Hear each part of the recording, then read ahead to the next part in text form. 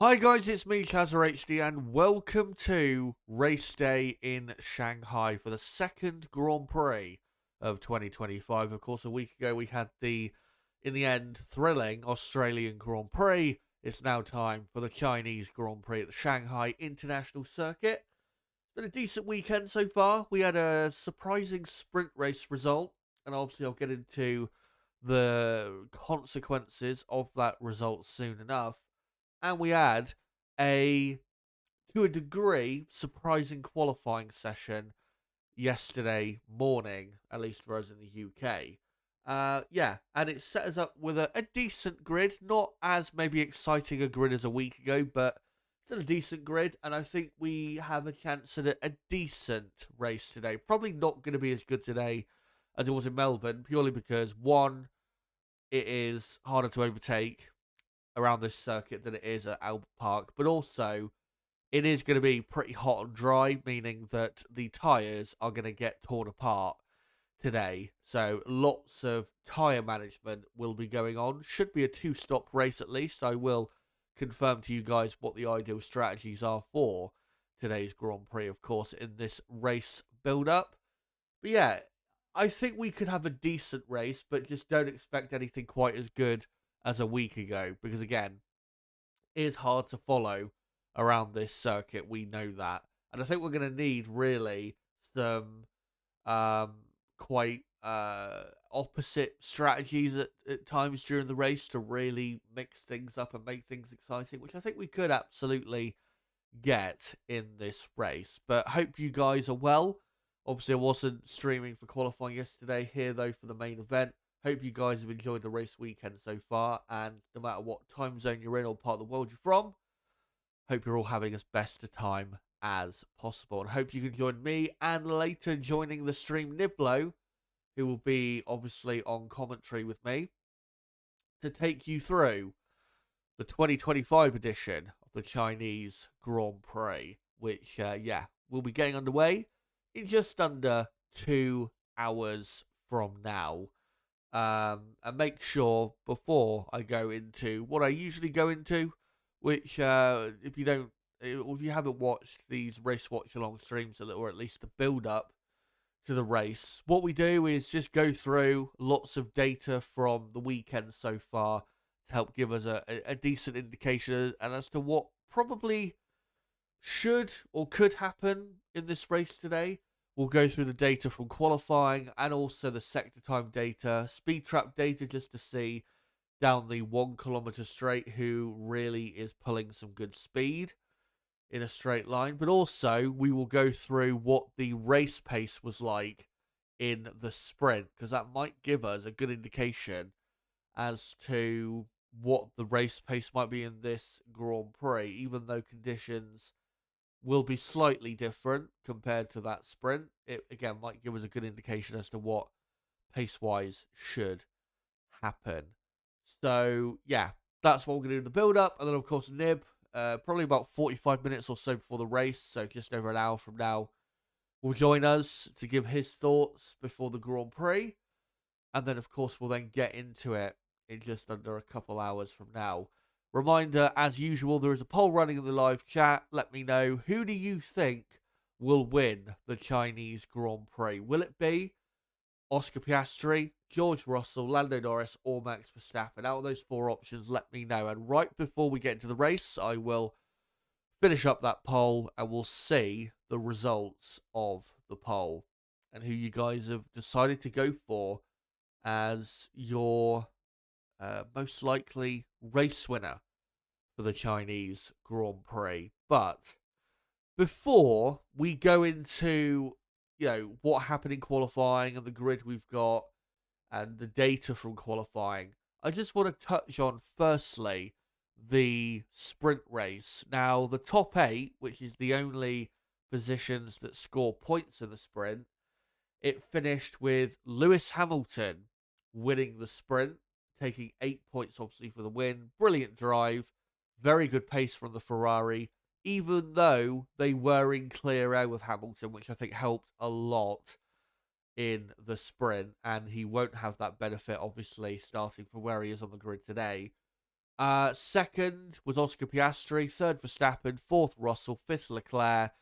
Tsunoda, very impressive in sixth. Racing Bulls continuing their very impressive speed. And you've got to say, Racing Bulls have got the fastest midfield car. That's pretty clear to see from the first couple races of the year. Yeah, Tsunoda was sixth. Antonelli was seventh. And eighth, Lando Norris, who had a shocking Saturday, really, compared to what really the potential of what he could have done on Saturday. But from those results, let's see how that just quickly affects the championship standing. So Lando Norris still in the lead, but the gap cut down to just 2 points between him and Verstappen. George Russell, another decent amount of points. He's in third, only 6 points off the top, and ahead of Norris on the grid. So Russell today, starting ahead of Lando on the grid, even though if it was to finish the way they've qualified, he would only gain 3 points, it would still put him in a really good position, championship-wise, after just a couple races. That Mercedes car, by the way, definitely an underrated car. It's a lot better than it was a year ago, and I do fancy they've got a pretty good car for this year. Antonelli obviously got a couple points. He's still fourth in the championship. Albon fifth. Piastri up to sixth. Hamilton seventh, both level on 9 points. Eighth, Lance Stroll. Ninth, Charles Leclerc. And 10th, Nico Hulkenberg. And then just behind Hulkenberg in 11th is Tsunoda on 3 points. And then everyone after that is pointless for 2025 so far. On the constructors' side, McLaren still in the lead, but only 1 point clear of Mercedes. Red Bull in third, just over 10 points behind McLaren. Ferrari, obviously very strong sprint result, first and fifth. They are up to fourth place, so great for them. Williams in fifth, and then Aston Martin sixth. Sauber seventh, and as you can see, Racing Bulls with those 3 points in the sprint. Up to eighth.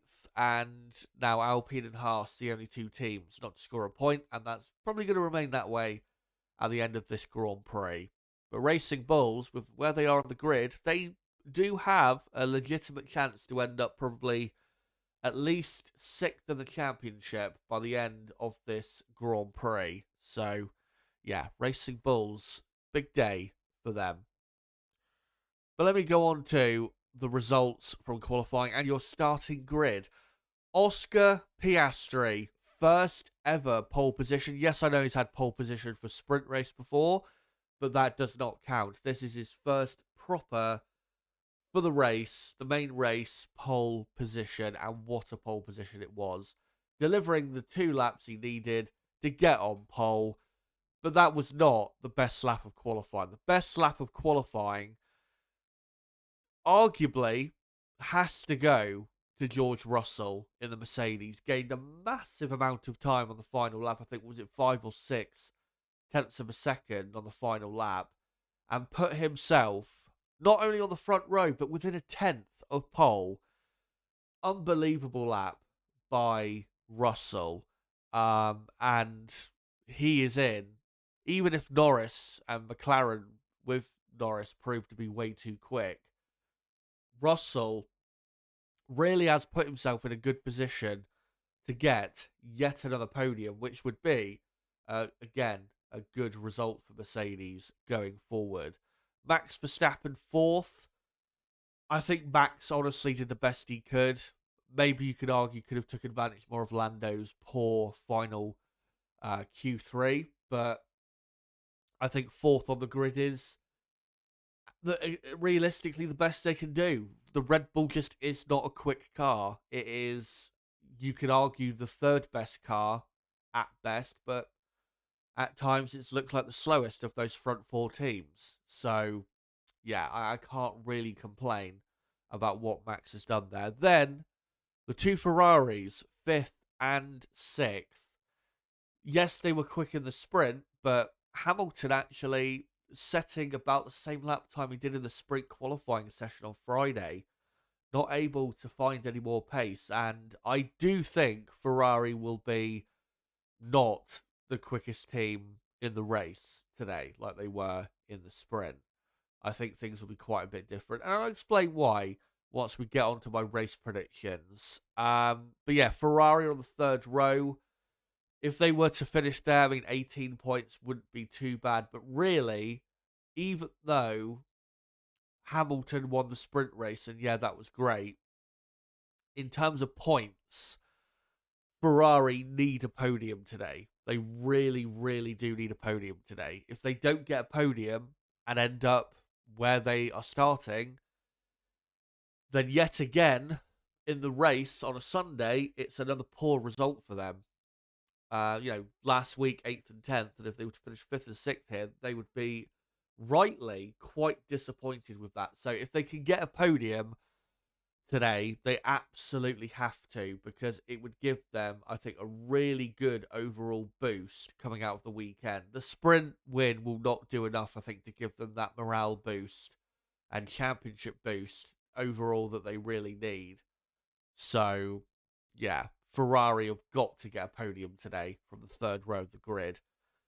And the reason I said with Russell, arguably the driver of the day in qualifying, is because Isaac Hadjar, 7th on the grid.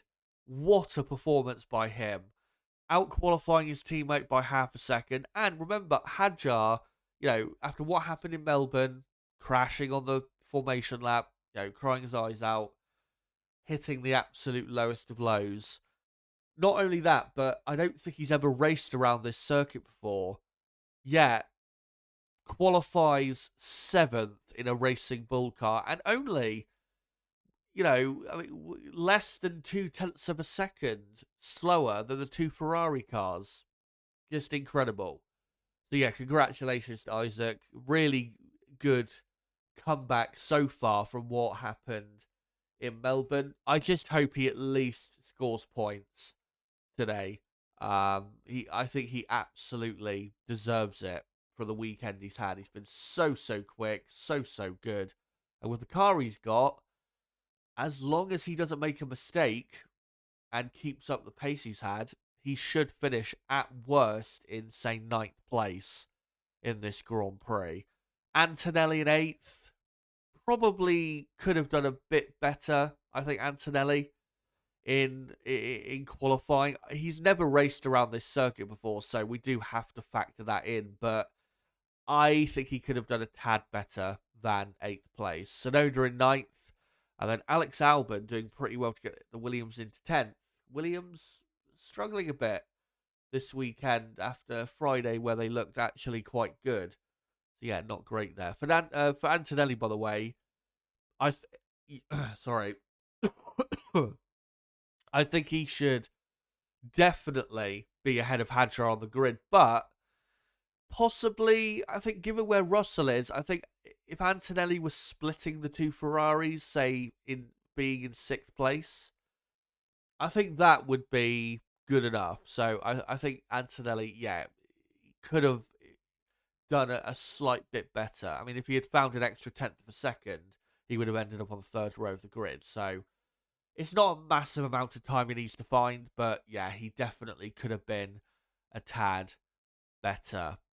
So that is your top 10 starting grid for the Chinese Grand Prix. And for the rest of the order, Esteban Ocon 11th. Great drive in the Haas, which is still struggling quite a bit. Not really quick enough to be in 11th, but Ocon got it. So yeah, congratulations. What a lap. And also, what a lap Hulkenberg in a Sauber car that is really similar to the Haas in terms of it's not really quick enough to be in that position. Yet they are, so congratulations to Hulkenberg for such a great lap.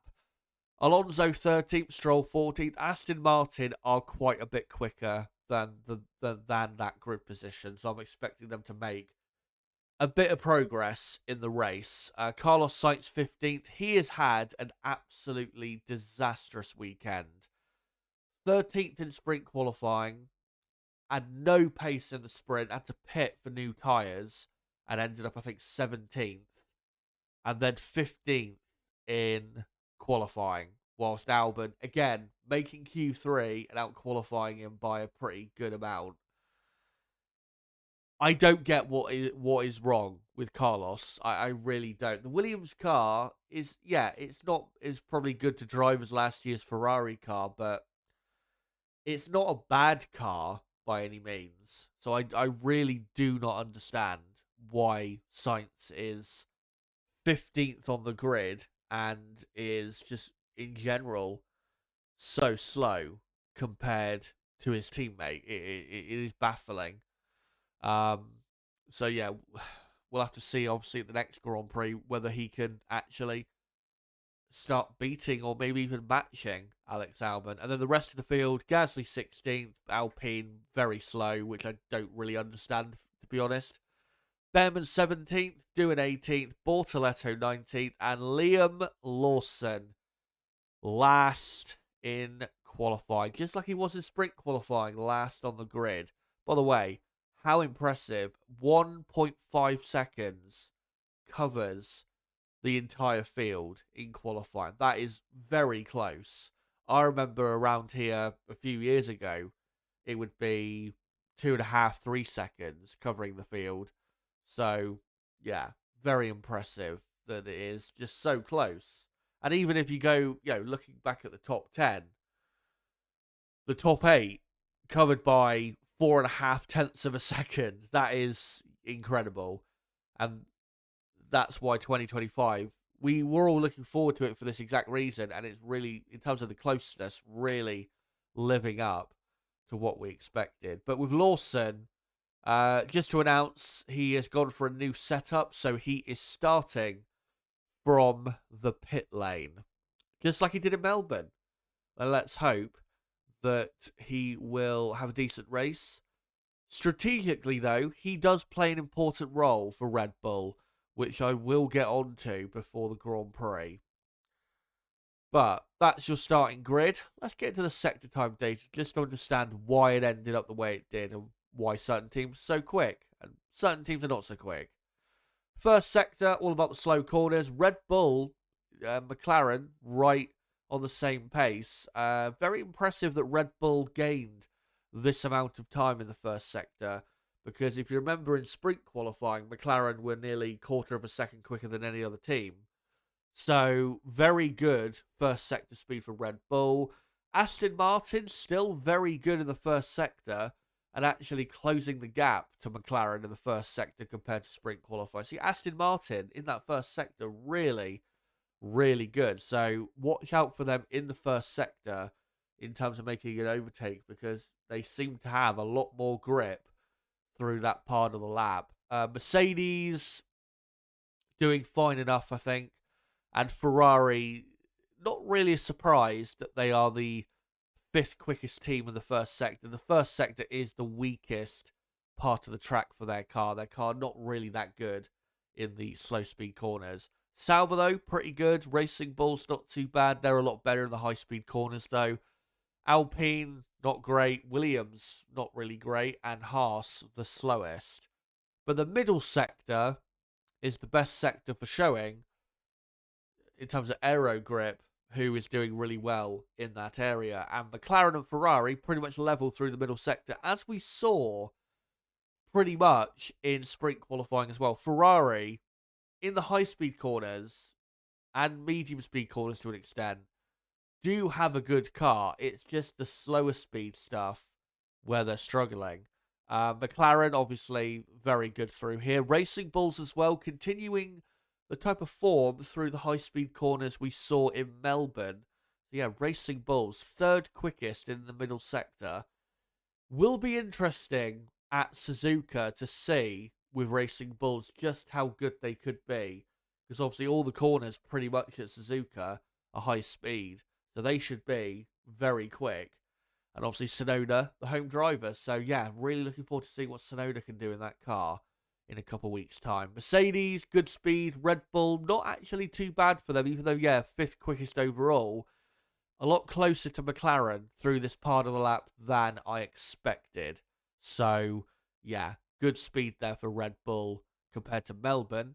Bit of a drop-off for Aston Martin, which is not great.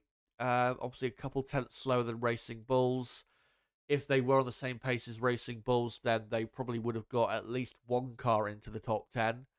Alex Albon 7th for Williams, not great. Sauber 8th, Haas 9th. And for some reason, Alpine the slowest team in the middle sector. I don't understand. I thought in the middle sector here they'd be pretty fast, but they're the slowest. So, and yeah, and what? 4/10 of a second slower than Racing Bulls. I just don't understand. And then the final sector, you've got some very important corners traction-wise. Obviously, the corner right before the 1 kilometre straight, and then obviously the hairpin, the exit of the hairpin, very important, and then a pretty quick final corner. McLaren, impressively, the quickest through this part of the lap. Ferrari, you would have expected to be right up there, if not the quickest just about. But Ferrari, in the end, a 10th and a half back, and that is really what cost Ferrari in qualifying, was the lack of speed in the final sector. Because if we go back and look at qualifying, let's say we take a 10th and a half off, or let's say 2/10 off the pace Ferrari did in the final sector, then Hamilton would have been third and Leclerc would have been, what, fifth, I think, on the grid, or fourth? Would he have been fourth? No, he would have been fifth. So yeah, it would have been third and fifth as opposed to fifth and sixth. So that final sector where Ferrari were disappointing, they should have been quite a bit quicker in the final sector. That's where they let themselves down in terms of a good grid position. Red Bull as well, not great. Really should be, I'd say, a 10th of a second better through that final sector. And if they were a 10th of a second better, Max probably would have ended up just about on the front row of the grid for Red Bull. So not really a Max problem. It's more of a Red Bull problem there. But Mercedes, very, very good final sector speed, and so for McLaren. That's why those two teams ended up delivering in qualifying. Racing Bulls, very good final sector speed, considering it's a part of the track that you wouldn't think really suits their car much. Williams, a bit better. Aston Martin, still lagging behind a bit. And then Haas, Sauber, and Alpine. So yeah, those are the sector. That is the sector time data. And if we just go back to the top 10 from qualifying, the pecking order, I think, from qualifying was probably, I think McLaren, you'd have to say, still the quickest team. Lando Norris, I think, definitely had the potential to do a much better lap. Not saying Piastri didn't deserve pole, but Norris had more potential in his car, but he just didn't do good enough laps, which is ultimately why he did not deserve Lando to get pole. But yeah, McLaren, I think, had the fastest car. And then second fastest, I think overall, you would probably just about have to say Mercedes. And then third, honestly, I think third quickest, honestly, a Ferrari. I do think they've got a better car than Red Bull. I just think Max, because of how insanely well he's driving and how insanely quick he is able still to get, top four on the grid. But I do think Ferrari are just a tad quicker. At least they were in quali trim. Whether they will be in race trim, we'll have to see. And then Red Bull fourth, Racing Bulls clearly fifth, and Williams in, I would say, I wouldn't say Williams sixth. I think Aston Martin honestly had the sixth best car in qualifying. I just don't think they delivered good enough laps at the end of Q2. More potential in that car, no doubt. And then I'd say Williams 7th, Haas 8th, Sauber 9th, and Alpine, surprisingly, after what happened in Melbourne, the slowest team. Yeah, that's the pecking order from qualifying. Whether it'll be the same for the race, I think mostly it will, but not entirely. But let's go on to the top speeds. Because down that back straight, top speed is very important. Now, the Red Bull and Mercedes top speed, you can see the first two positions, is quite a bit extra than everybody else. I'm pretty sure Max and George had a slipstream at some point, and that's why they were so much quicker in a straight line down that back straight. But the Red Bull and Mercedes is still pretty quick down the back straight because Lawson and Antonelli in the second Red Bull and second Mercedes car were still comfortably in the top 10 for the speed trap, which is located, by the way, at the very end of that back straight. So Red Bull and Mercedes both do have a good car down that back straight, so watch out for them in the race. Sauber as well, good top speed. Ferrari as well, good top speed. Obviously, definitely watch out for the Ferrari-powered teams. Still have the strongest power unit. Aston Martin, a decent top speed, which is... I think it's disappointing that, they were still a couple tenths slower than Racing Bulls, yet had the same top speed as them. So it all came down really to grip in that final sector. Williams, okay. And then McLaren lagging, 2 to 3 kilometers behind Ferrari, which is not really a surprise. Alpine, slightly slower. And then Haas, and I think this really shows just how great of a lap Ocon did in qualifying. 11th on the grid with a car that slow down the straights, and Haas still have a top speed problem. Clearly, way too much drag on the car. Once they fix that, Haas, I think they'll be right in there fighting, probably in the top 10.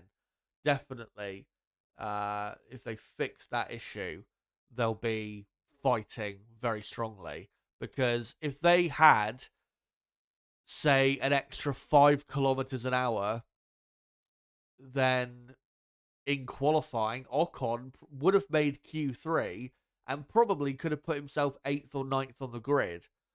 So, yeah, I think once Haas sort out that top speed problem, they will be fine. There is a good car in that machine, no doubt, but they just need to fix that top speed issue. So, yeah, congratulations to Ocon being so good in qualifying despite the top speed limitation. But as I promised, we are going to go through what the average lap times of all the teams were in the sprint race and what the pecking order basically was in the sprint race. And this may give us an indication as to what the pace may be in the race. I personally don't think it will be quite the same, but maybe it will be the same. We'll see. But here is the average lap times. Lewis Hamilton obviously won the race, and he did an average time of 1:36.8. Couple tenths of a second quicker than McLaren. Piastri was, though, held up behind Max for a bit, so that did help to a degree. And then Mercedes third, just about quicker than Verstappen in fourth, and clearly you can see how Max did such a great job still in qualifying to end up fourth, because Red Bull really struggling still. Racing Bulls, the quickest midfield team, no surprise there, just behind are Aston Martin. And then a big drop-off to Alpine and Williams. Williams really struggling with their race pace. Alpine, I don't think really is surprised they're better on the long runs, but still miles off the other midfield teams of Racing Bulls and Aston Martin, who really they should be competing with. Sauber and then Haas at the very back. But as I said earlier, I think Hamilton and Ferrari with Hamilton benefited quite a bit from him being in clean air, with him doing that pace. And I don't think Ferrari will have the best race pace today because, as I'll get onto in a moment, I think they, through being held up, will end up cooking their tyres a bit and will just not have quite the same pace as yesterday. And I think as well, McLaren clearly have improved overall compared to what they were doing in sprint qualifying and to a degree the sprint race as well. So I don't believe Ferrari will have the same pace, but God, do I hope they have the same pace in the race, because it really would make for a pretty exciting race if they had the quickest car. So yeah, we will see ultimately, but I personally don't think they will have the fastest car. But let me go on to my predictions and explain just why I think it'll end up the way I have gone for. So Oscar Piastri, I think, will take his first Grand Prix win of the season, which will be important, obviously, for asserting his championship bid. And I think he'll win by about 20 seconds ahead of George Russell second, who will just about hold off Lando Norris in third. Max Verstappen, I think, will be a few seconds behind in fourth. And then fifth and sixth, the two Ferraris. And yeah, 40 seconds off, I think they'll be off the race win in the end. Like I said, I think McLaren are a lot better now than they were earlier in the weekend. And I think Ferrari will struggle a bit more in dirty air, getting their tyres probably worn quite a bit more than they were in the sprint. So yeah, I just personally don't think Ferrari are going to have that great a pace today. Like I said, they really do. Ferrari need a podium, but I just don't think they've got the pace to do it, unfortunately. Antonelli will be right behind Leclerc in seventh, and not too far behind, still with a decent pace, will be the two racing bulls of Tsunoda in eighth, Hadjar ninth, and then about 20 seconds or so behind in 10th will be Fernando Alonso. That is my race prediction for this Grand Prix. Let me know in the chat, guys, or in the poll, what your thoughts are going into the Grand Prix. Who do you think will win this Chinese Grand Prix? Let me know. And for the next, 45 minutes or so, I will answer your comments in the chat before, obviously, I bring Nib on. And yeah, we'll see what you guys have to say. But let me just go back to this screen and get the timer back up, as we have got just under, there you go, about an hour and 28 minutes to go until lights out in Shanghai. One more thing, or a couple things actually, I want to get on to before we go any further. Make sure to, by the way, for everyone watching as well, to smash the like button. Really does help the channel in the algorithm. And as well, make sure to load up your comments in the chat or any questions you have. Yeah, I just want to go through a couple things before we go through any comments. Let me just firstly go to the Pirelli Motorsport channel so we can get into race strategy. Should be a two-stop race today, and sorry, according to Pirelli, it will be a two-stop race. The possible race strategies, there's three of them. And by the way, the tyres this weekend, you've got the C4, the C3, and the C2. So the tyres quite soft and wearing out quite a bit around this track, which is good for us, to have multiple stops. The best strategies, according to Pirelli, are starting on the medium, pitting between lap 14 and 20, then going to a set of hard tyres, and then pitting again between lap 32 and 38, and then finishing the race on another set of hard tyres. Or you could, again, start the mediums, pit between lap 14 and 20, go on to a set of hards, but then pit slightly later between lap 34 and 40, and then finish the race on a set of medium tyres. And the alternate strategy to those two, which are probably the two most likeliest of strategies, is starting on the soft compound tyre, pitting between lap 8 and 14, going on to a set of hard tyres, pitting again between lap 28 and 34, and then finishing the race on another set of hard tyres. I'd be surprised if anyone goes for that, because pitting quite a bit earlier, you're going to be compromising yourself quite a bit once everybody else pits. So, yeah. I mean, if you're going to start on the soft compound tyre, you may as well do a three-stop race, honestly.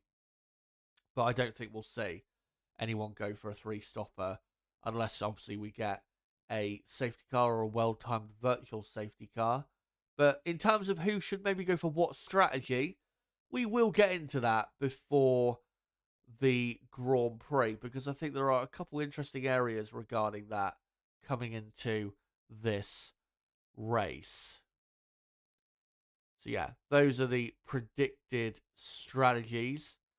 But yeah, another thing I wanted to just get into quickly is, because this is my last live stream until, obviously, the next Grand Prix weekend in a couple weeks in Japan, just wanted to quickly,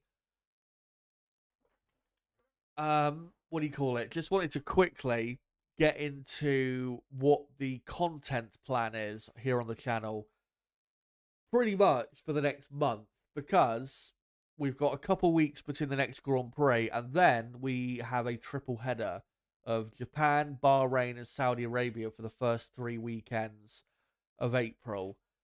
So obviously tomorrow, and probably tomorrow morning, because I'm going to get the podcast probably recorded and finished later today. Tomorrow morning, there will be a podcast reviewing the Chinese Grand Prix for you guys. And then between that podcast and the beginning of the Japanese Grand Prix weekend, there won't be any content on the channel. And the reason that is because obviously I would usually do in-season content discussing certain teams or drivers, but we haven't had, I don't think, quite enough so far to really do any in-season content. The only subject I could really do is about Liam Lawson, but I don't think there's enough there quite yet to do a video necessarily on that subject. So yeah, so after after the podcast tomorrow, there will not be any content until the day before qualifying at Suzuka. So that would be what, the 4th of April, where on the Friday night I'll be live for a qualifying preview. Then I will be missing the qualifying watch along, just like I did this weekend, but then doing a race watch along on Sunday and then a podcast on the Monday. But good news for you guys, the second and third part of the triple header, Bahrain and Saudi Arabia, I will be doing both a qualifying and race watch along for both of those races in Bahrain and Saudi Arabia. So, you know, the Grand Prix where I do both quali and race watch alongs, don't worry, they are coming back.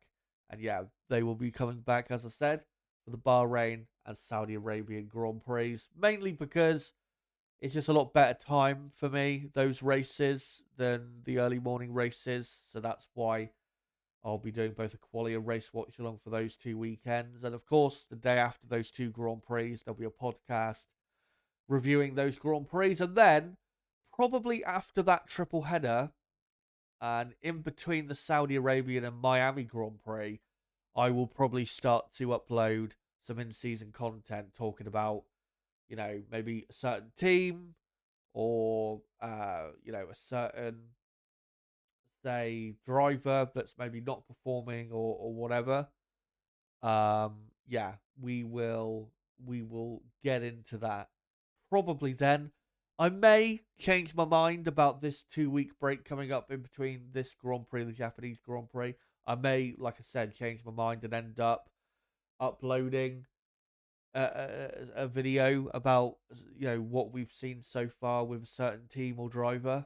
So, not saying it's impossible, but most likely there won't be a video. But like I said, once we get after the Saudi Arabian Grand Prix, then I think it's very likely that I'll be starting to do some videos about certain teams and drivers that are just not maybe quite doing it so far, or certain teams and drivers that are really impressing me so far. So yeah, that is the plan content wise, pretty much between now and the end of April, I would say. There is also another video I'm working on, an evergreen video, which I've been trying to work on / upload for the last year and a half. And it's more of a historical video. And I'm hoping to get that video out sometime this year. Don't know when it will be. If it is uploaded this year, like I said, I don't know when it will be, but I will probably be doing some work on that pretty soon. So yeah, maybe that'll come out during the summer or something like that. So yeah, we'll see in regards to that video. But yeah, that's the plan channel wise going forward for the next month. So pretty much mainly on the channel, it will just be live streams. Of course, between now and this time next month, we have, quite a number of races. So there'll be plenty of watch-alongs. And like I said, I'll be doing a watch-along for every session from now on until the race in Saudi Arabia, except for qualifying in Japan in 2 weeks' time. So yeah, that's the plan there. But well, not many comments in the chat. Hello to you guys that have said hello though. Obviously Nib in the chat, good to see you. Rahul, no one that you know, Yanni, D, Loosely, I think it is, KH. Yeah, good to see you all. Yeah, make sure to get your comments in the chat regarding today's Grand Prix, just what you think is going to happen. And for the 75 people, or around 75 people who got watching, again, make sure to smash that like button. Let's try and get up to, say, 30 likes in the next half an hour. That'd be great if we could do that. But yeah, I think before, or whilst I wait maybe for some comments to get into the chat, let me just go through the teams and go through how their race should go, what the teams need to be aiming for, and also go through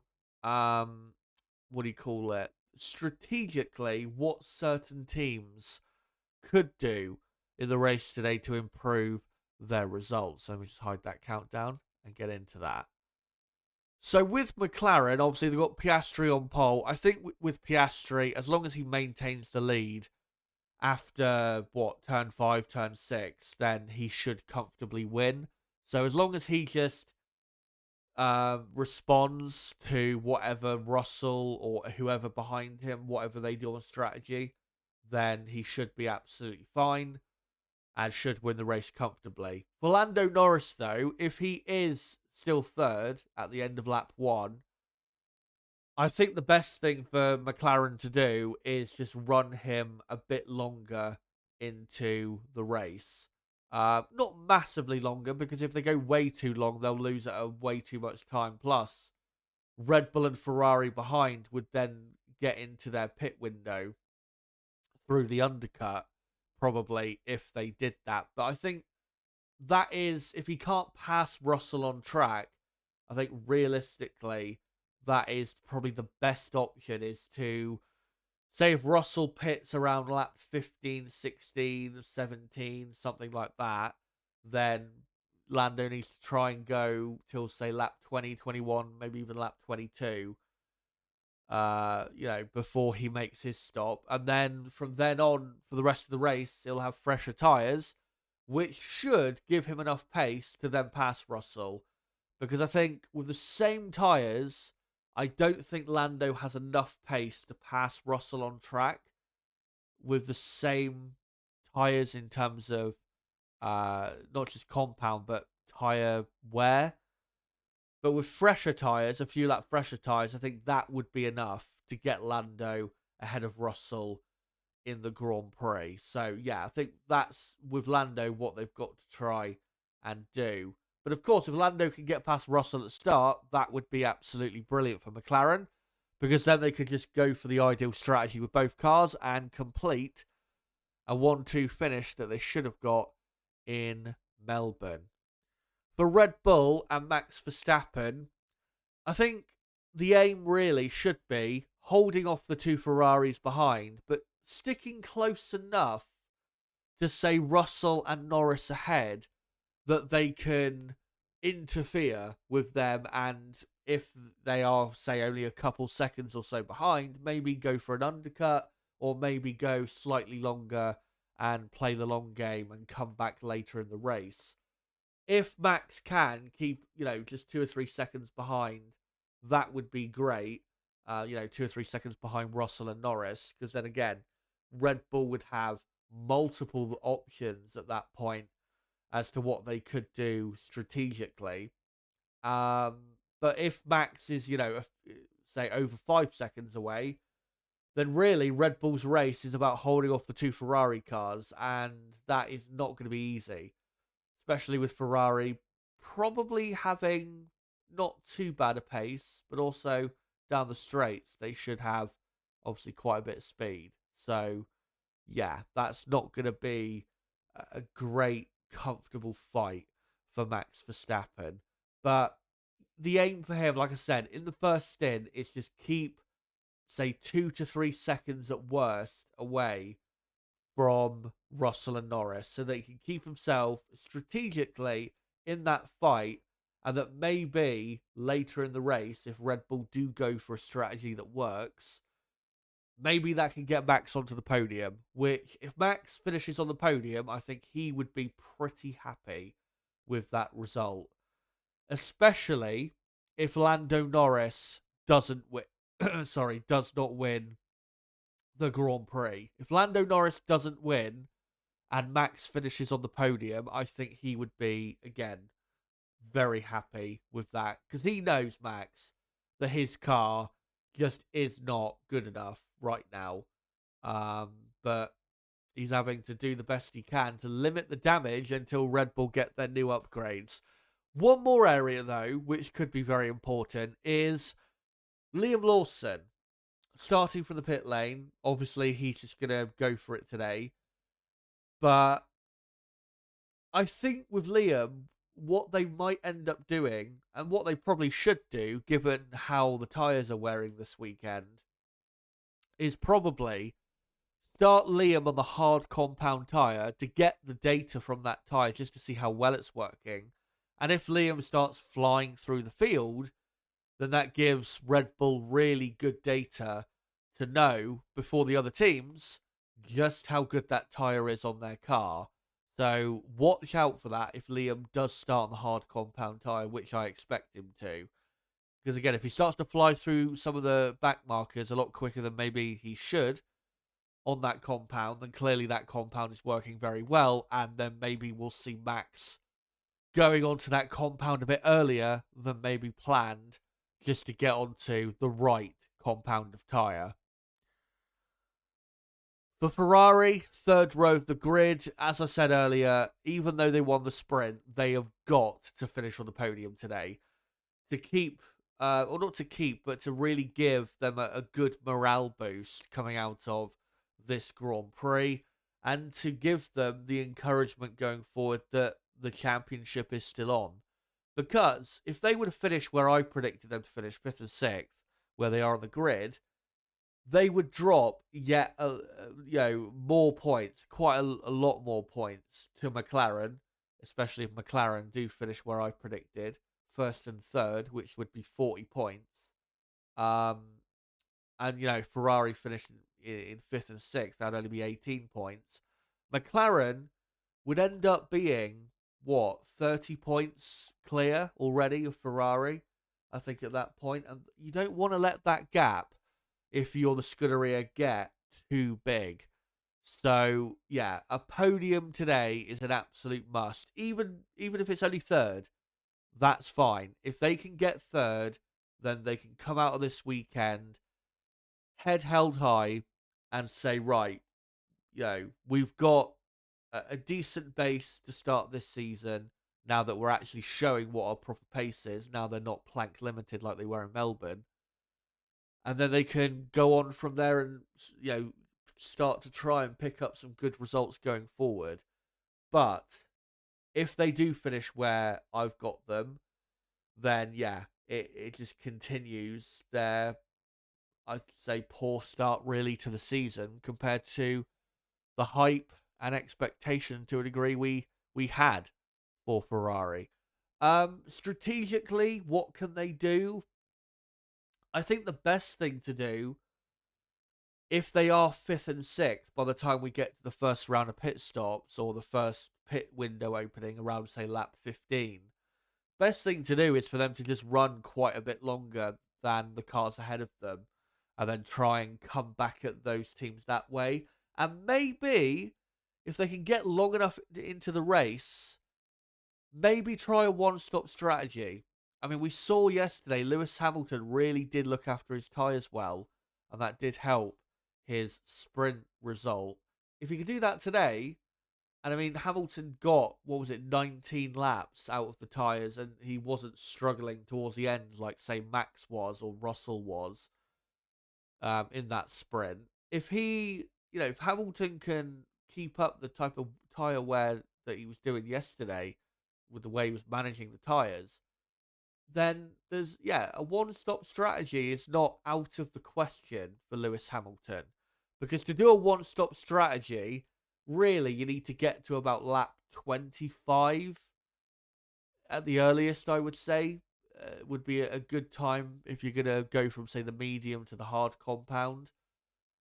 So, yeah, it's doable, but it all depends on, obviously, where they are in the field and how far off they are, say, a podium position. But it's absolutely worth doing, I think, if they are 5th and 6th and a few seconds away from a podium. It's worth a try, at least with one of their cars, because what have they got to lose at that point if they're still 5th and 6th by the end of lap 15, 16? So, yeah, watch out for the possibility of that with the Scuderia. But as I said, a podium is an absolute must for the Scuderia. And to a degree, it is for Mercedes. George Russell, of course, doing an amazing job to get himself on the front row. Way higher than we expected. I always had, from sprint qualifying, I always had a good feeling about Mercedes and their car. And I always thought from sprint qualifying that it was a car that could absolutely get, top 3, top 4. But front row, I will admit, I wasn't quite expecting it to be that good. I think with Russell today, if he could finish in second, great. If he could win the race, obviously even better. I don't think he will win the race. I just don't think Mercedes have got quite enough pace to win. Because even if Russell gets into the lead, I think the McLarens will stick with him, and I think at least one of them will be able to eventually find their way past strategically. But Russell absolutely could finish in second ahead of Lando Norris, who is not performing anywhere near his best level this weekend. Even if, though, Lando and McLaren prove to be way too quick, then third place is still good enough for him, because Mercedes are still not on the pace of McLaren right now and don't have a race-winning car right now. They've got a car that is definitely good enough for podiums, but not quite for the race win. So as long as Russell finishes at least in third, then I think he would be pretty happy with that. And that would be, yet another good result for him. And would keep him, if Lando was to finish then in second, would keep him still within 10 points of Lando in the championship after the first couple races, which, if you were to offer Russell at the start of the year, being only 9-10 points behind the championship leader after 2 races and a sprint race, I think Russell would be very happy with that. So, yeah, as long as he gets a podium, again, even if it's third, way behind the 2 McLarens, that's still good enough, because Mercedes have got a very good base for a car, very good starting point. They just need a big upgrade. If they can get that big upgrade, say, in a few races, I can see Mercedes start, to win some Grand Prix, especially with George Russell. So, yeah, Russell, watch out for him. He has been easily one of the best drivers of the year so far. Antonelli in 8th place. I think same as really what I said with Ferrari. If he's going to get into the action, I think he needs to probably run a bit longer into the race and try and have some fresher tyres for later on, so he can try and maybe factor in to the fight. If he can get past, though, Hadjar on the first lap, Mercedes, I do think, will have a better pace than Ferrari in the race today. So he could get in there with the two Ferraris and maybe beat one of them, which would be a good result, I think, for Antonelli if he was to beat one of the two Ferraris and finish in the top six. A top six is what I would say the aim for Antonelli should be. And if he finishes there, yeah, it's not amazing, but it's still a good result, I think, for him going forward. Remember, he's fourth in the championship, so a sixth place, which would be 8 points, would keep him probably in the top, what, 5, 6 of the championship, which is not too bad after the first couple races of his career. Now let's get to the midfield. Aston Martin, I think, definitely will try to run a bit longer. We know they can look after their tyres well, but definitely watch out for them in the midfield. They are quite a bit quicker than their grid position is on the grid of 13th and 14th. They've got definitely top 10 pace. Alpine, they should have a better race pace, but they're going to need like a safety car at the right time for them to get anywhere near the points. Esteban Ocon in 11th, doing a good job, but I just don't think that Haas is quite quick enough to be in the top 10. If there is a couple retirements, though, maybe Ocon could sneak a point, which would really be massive for the team, whilst they tried to get on top of the issues with their car. But yeah, I would be shocked if they were in the top 10. Racing Bulls should finish in the top 10 with both cars. They've got the best midfield car. Through really most of the lap, the car pretty strong. So yeah, tyre wear wasn't really an issue last week in Melbourne. I don't think it's really going to be an issue for them this week. Car seems to look after its tyres quite well. And yeah, Racing Bulls in a good position. And as long as they score points for both cars, then they'll be happy. Williams have had some tyre problems this weekend. If they can somehow finish in the top 10, then that would be great. But yeah, if they continue with their tyre woes, then they're probably going to be struggling quite a bit in this race. Because if you can't manage your tyres around a track like this, then yeah, it really hurts your overall result. And for Sauber, they've got Hulkenberg in P12. Same really goes for Hulkenberg for what I said with Ocon.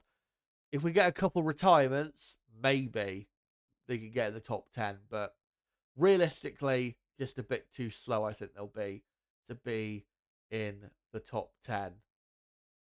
So, as a reminder, let me just go through my final race predictions yet again. Oscar Piastri, I think, will win by about 20 seconds from George Russell second, Lando Norris third, Verstappen fourth, Hamilton fifth, Leclerc sixth, Antonelli seventh, Tsunoda eighth, Hadjar ninth, and Fernando Alonso in P10. As we have got just over an hour to go until lights out. I'll get the timer on screen in a moment. Let me just wait for the next minute to tick over. There you go. Hour and 1 minute to go. And I will soon be bringing my co-commentator for the Grand Prix on in Niblo, who of course attended the last Grand Prix in Melbourne.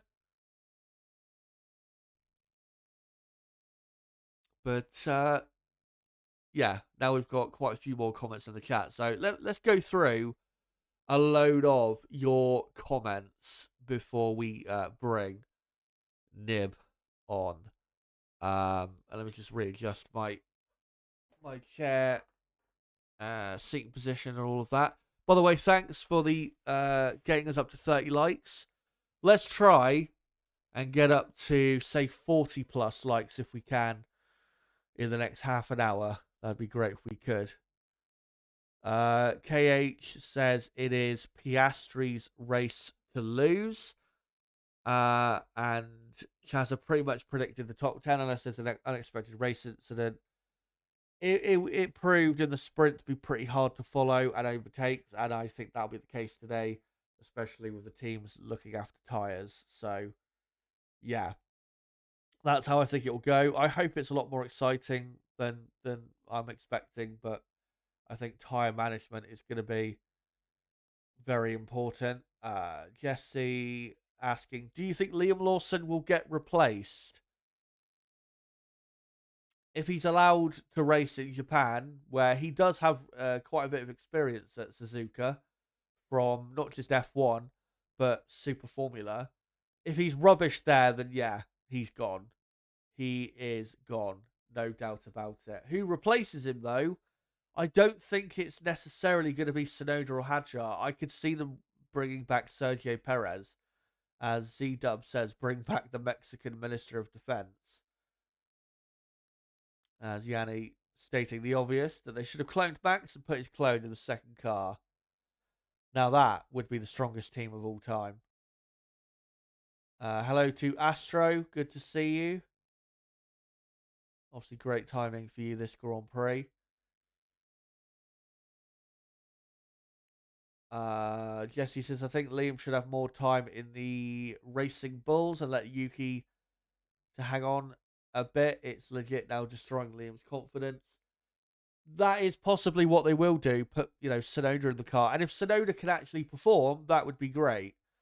But I think people still need to be cautious. If Tsunoda was to be put in that car, they still need to be cautious with really the expectation of what, say, Tsunoda in that car should do. For example,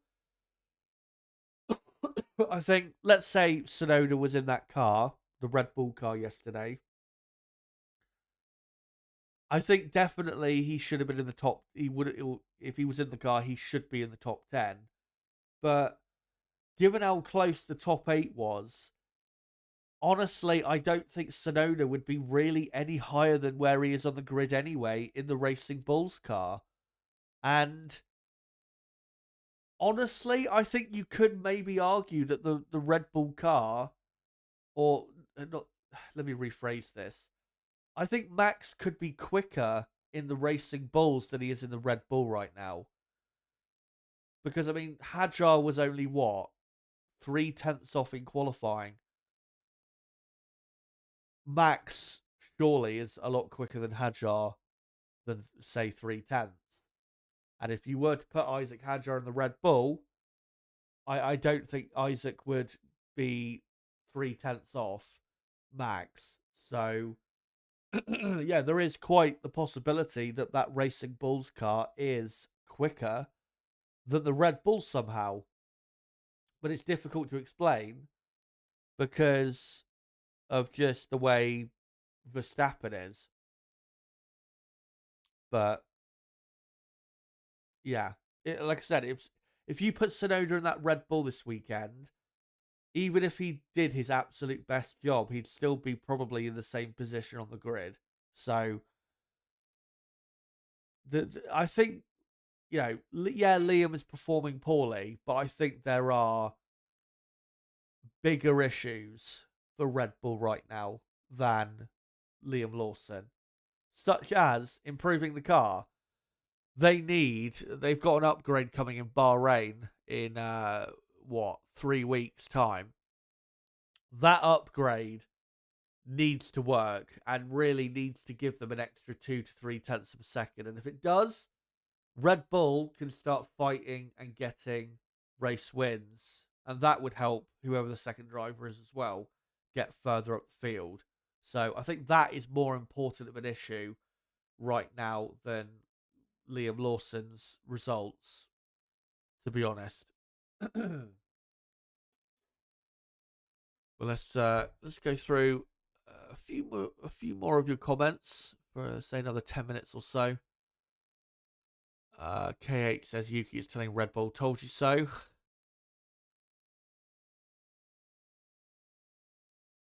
One stop is near impossible. Surface is queuing the tires.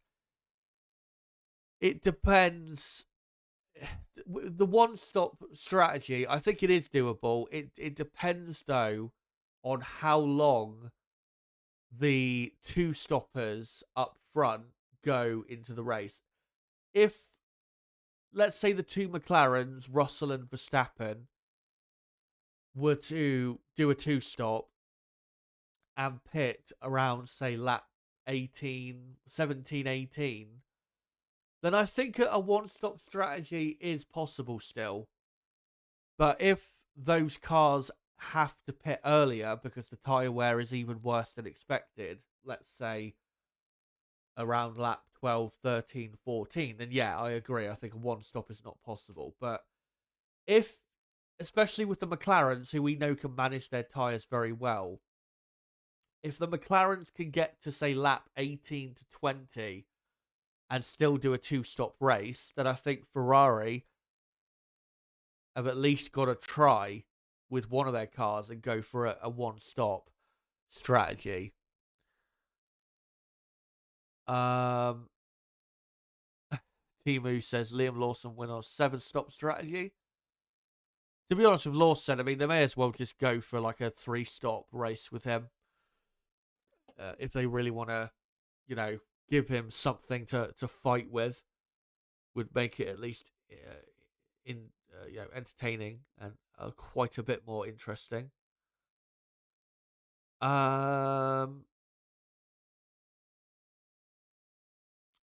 Antonelli's only 18. What a talented driver. Absolutely. Antonelli maybe hasn't lit up the world quite as maybe some people would have thought. Obviously, the race performance he had in Melbourne was great, but obviously qualifying, he has struggled so far. But I still, even if he, like I said a few moments ago, even if he finished in the top 6 here, I think that's still a good result, and I think that would be still a good start to the season. 22 points from the first couple Grand Prix in that car would be a good start. I think once we get into the European season, I think you'll start to see the best of Antonelli. But yeah, I think Antonelli's done well so far. And at the next Grand Prix in Japan, would be interesting to see how he does there. But if he just finishes 5th, 6th at worst in these first few races, then I think that's absolutely fine. But then if he then starts to get on the podium or maybe even win when we get to the European season, then yeah, then that would be a real good step up. But Russell is going to be very hard to beat because he is one of the best drivers on the grid. There is just no doubt about that at this point. Z-Dub says, how do you think Hadjar is going to do during the race? I think he'll be fine. I don't think he'll be as quick as Tsunoda, which is why I've got Tsunoda finishing ahead of him. But I think he'll be quick enough to finish in 9th, and plus the car is pretty quick as well. So, yeah, I think he'll be fine, and I think he'll get his first deserved as well points finish of the year. Astro, would Perez even want to come back?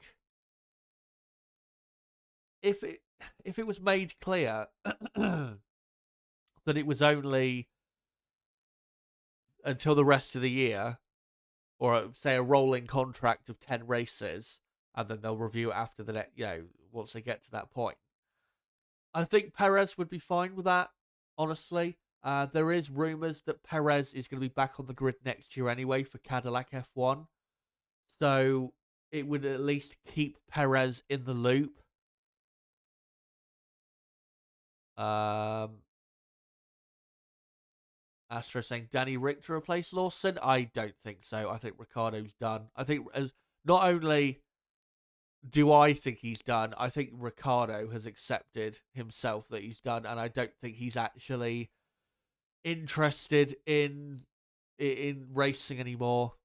I think he wants to now have the life away from the track that he missed out on, obviously in his 20s, being a top Formula 1 driver. I think he just wants to enjoy life. I think we could see him, maybe go and do like a WEC or an IndyCar at some point. But I think for the next 2-3 years, I think he's just going to chill out, really. And as Niv points out in the chat, Daniel Ricciardo won this race in 2018. What a drive. One of his final wins, that was.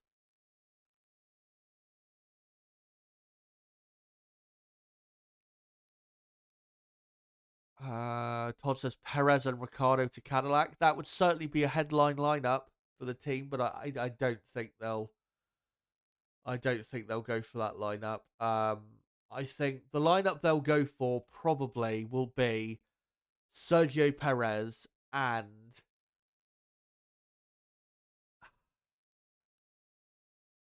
then maybe an IndyCar driver, but the second driver option again, I'm not sure. I'm not sure who they might go for. Maybe someone in Formula 2. We'll have to see, but I think they could absolutely go for an IndyCar driver. Um, the is it IndyCar champion Alex Palou? Would love to see him in F1 because I genuinely think that guy could be a good midfield level driver in Formula One, but I don't think he is going to come to Formula One at least yet. But if they could get him into their car, that would be great. But yeah, I don't think that's going to happen.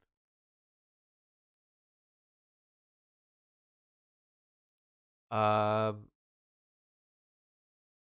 Nib saying Herta. Yeah, he's an option, absolutely. But we'll see. We'll see who they decide to go for.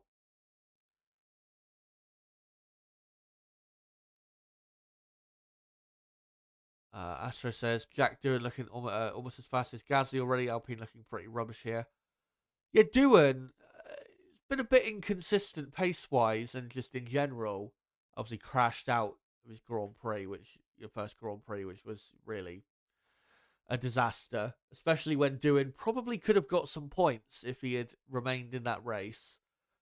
Remember, he started ahead of Hulkenberg on the grid, and Hulkenberg ended up finishing seventh. So, yeah, yeah. I think Doohan, in terms of pace, I think he's doing fine.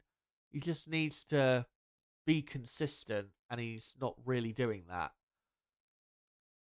Todd says Kyle Larson. I don't think that's going to happen. I'd be very surprised at that. But I mean, in America, that would certainly get headlines. But right, I am going to just quickly post a link of the stream out one final time, and then I think we'll bring Nib on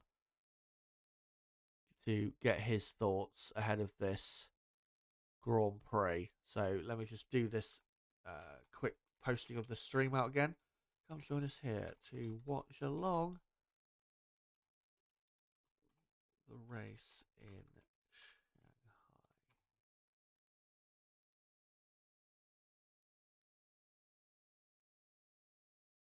Shanghai. And there you go.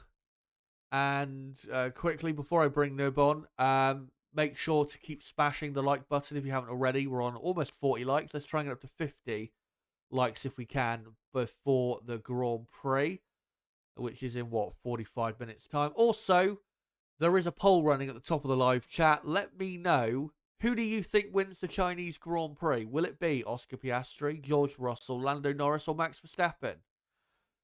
200 votes have been cast so far. And you've still got another 40 minutes to cast your vote if you haven't already. So, yeah, make sure to get your vote in. And then right before the race, I will read out the results. But let me get Nib on a second. And hopefully everything will work.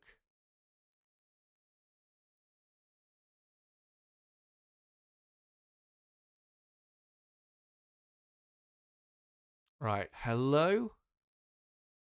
Hello. Right. How are you? I am pretty decent. How are you? Not too bad. Haven't had much sleep, but feeling about as good probably as last week, to be honest. But yeah. decent grid for today's race. Are you looking forward to this Whoa. as much as Melbourne? What do you mean, decent grid? This is a fantastic grid. Yeah, true. I mean, to be fair, I am probably better than what I was this time Sunday because Piastri had obviously cocked it up, and I was absolutely soaked from head to toe. Um, so, I mean, in terms of at this precisely this time, feeling good. Um, but yeah, excited about today's race, at least for Piastri's chances of winning. I mean, I know you obviously didn't watch the sprint live, but I said to you, whoever is in the lead after turn 6 on the first lap is winning the Grand Prix. Yeah. Because it's just so difficult to follow. And if you're in the dirty air, your tires will get destroyed. And that's why Lewis was able to absolutely command the sprint yesterday. Yeah, it really did, I think, help make Ferrari look probably quite a bit stronger than they actually, I think, are in reality. So yeah, that was absolutely a help. And I think I saw, what was it, with Max? That was actually a problem that I think Lewis almost allowed Max to get close to hurt his tires, which with Yeah. Verstappen then forced him then to drop back and obviously lose position to Piastri and nearly drop into the clutches of Russell and Leclerc.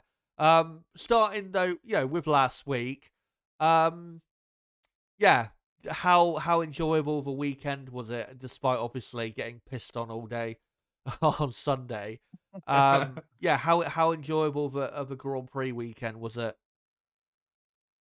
Yeah, it was probably better than because I didn't go last year, but I went 2 years ago. Yeah, It was more enjoyable this time, for sure. Now I don't know if that's because I had a quite a good Friday night out with my mates afterwards, but the whole weekend just felt much better. There certainly wasn't as many people there on Friday. There was barely any people there Friday compared to previous years, actually, and that helped quite a bit. Saturday was absolutely disgusting weather-wise. It was so hot, yeah. and it just didn't cool down. It was like still 35 at about 8 o'clock. Um, but yeah, quali was good. Quali was hype until, of course, Lando put it on pole. Then it was quite a bummer. But I think already then I was quite encouraged that Oscar was reasonably close. Like they were very close all weekend on one lap pace, and I think that's something that Oscar even in F2 a little bit struggled on. So I think that was a big encouragement for me. And then of course the race, Oscar was quicker than Lando, but then unfortunately made that mistake just as it started to absolutely piss it down, pretty much exactly where I was, because Leclerc spun right in front of me, of course, as you know, but of course the chat wouldn't know that. Um, but yeah, no, it was a pretty enjoyable weekend, and I was able to get home quite quickly, which was nice. Yeah, in case people watching don't know, you were located at just after the apex Turn of 11. turn 11, and yeah, Leclerc spun right. It was right around like Sonoda, Albon, all those cars. And yeah, Yeah. that was a really good spot to be in for that race. And the seat you had, I remember you showed a couple videos. It was absolutely perfect, really. Um, yeah, as you said, Piastri, disappointing that he couldn't at least finish in second, given how quick he was and how well he was driving. In the dry, though, we who were you most impressed with in just seeing the cars up close? Obviously, the McLaren we know is really good, but was there anyone else that really impressed car wise through the higher speed corners? On the Friday, Ferrari looked good. Yeah, They're picking up the throttle pretty similar times to when McLaren were. Because for FP2, I was at turn 13, just on the outside of turn 13. And yeah, I thought Ferraris were looking pretty good through there, but then of course, as it come out, Ferrari had to pretty much bring their car up a, quite a bit because they're having plank wear issues. So they had to raise the car, and that's pretty much what caused them to be pretty slow in qualifying, and then the rest of the weekend. Um, but yeah, I mean the McLaren certainly looks good. I mean, there's been lots of commentary about it looking being on edge and stuff. I mean, Lando certainly likes to complain about that, but um, yeah, the McLaren certainly looks the best car. Yeah, yeah. Through the corners. I mean, the data confirms that it is absolutely still the best car. And yeah, the Ferrari. I do wonder what would have maybe happened if they had not had to raise the car, because on Friday they were just about quicker than McLaren. I don't think if they had kept the car at the same level, I don't think they would have got pole, but I think they definitely would have been second row of the grid ahead of like Max and Yeah, Russell. Um, yeah, and not the fourth row. no, and probably could have been podium or just outside. Definitely would have scored quite a few more points than they did. But yeah, thankfully this weekend they've looked a lot stronger. And as I showed earlier, in the middle sector, they're right really there with McLaren, which is encouraging. They just need to just deliver more consistently, because in qualifying I don't think they really delivered the lap that they could have done. I think they could have easily been top three on the grid.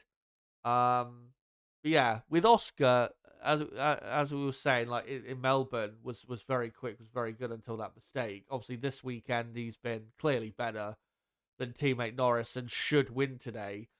With Oscar, do you think, I mean, the biggest step up with him was always going to be in qualifying? Do you think he has made that clear step now in quali to where Definitely. he can now be right there with Lando every race? Definitely, and I mean, I think what's most important is just getting a good lap in the first run in Q3, and that makes everything so much easier. Yeah. And I don't know if you watched the SkyPad um, interview with Karun, but Oscar said that he was losing a lot of time in the first corner and the second corner. But in Q3, he was able to adapt and able to improve and gain a lot of time through there. And on his last run, he was actually 2 tenths down going into the hairpin. But then he said he had the hairpin of his life, and it was able to improve by what 2.5 tenths in that final sector to get to do another lap, which would have been good enough for pole. Um, so it's been encouraging to never have gotten a sprint an actual proper pole position and then do 2 laps, which would have been good enough for pole. I think it shows that the 1 lap pace has certainly improved, but of course the tyre wear is now the next thing, and that will be a good test today. Absolutely. I mean, in Melbourne, I thought he was pretty good at that, especially when he was having to sit behind Max for quite a few laps. And it did seem that that's really a big reason, I think, why he did actually catch up to Lando in those conditions, because I just think the tyres, he was just taking better care of them compared to Lando. But yeah, Piastri so far this season, it really, again, except for that error, has been absolutely brilliant. And I'd say overall, probably just about over the 2 races, I'd say has been better than Lando. Just about.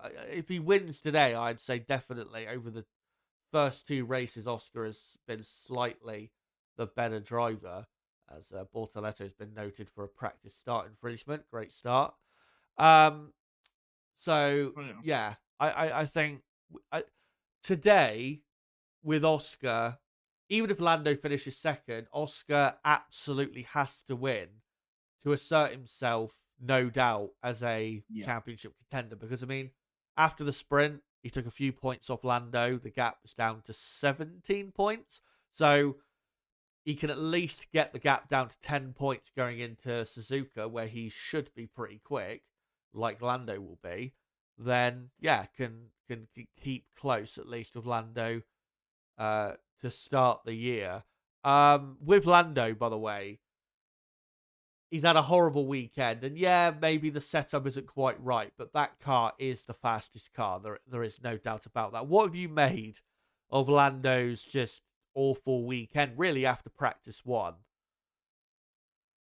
Just it's just vintage Lando, really. I mean, constantly making mistakes towards the end of the lap. It's been in sprint quali, it was the hairpin in the final sector, and again in normal quali Q3, it was the final sector hairpin. Um, I don't know what it is. I mean, quite frankly, right, he did a brilliant job to manage everything and win in Melbourne, but just an absolutely honking weekend. I mean, let's not speak about turn 6 on the first lap of the sprint race, where was just driven himself off the track for no reason, like he did in Spa last year. Yeah. When if anything, he should have gone to the inside where there was clear air, and should have been able to avoid George comfortably on the inside, but instead tried to go around the outside when there was never any room. Just it was a really bad misjudgment, and then he was stuck behind Stroll because the tyres were absolutely overheating, and McLaren do have more downforce on than everyone else, so it is a little bit more difficult for them to overtake, as sort of was a trend a little bit last season. Um, but yeah, just a honking weekend really for Lando. But he's still P3. He can still put in a good performance today, and especially if he gets past George at the start.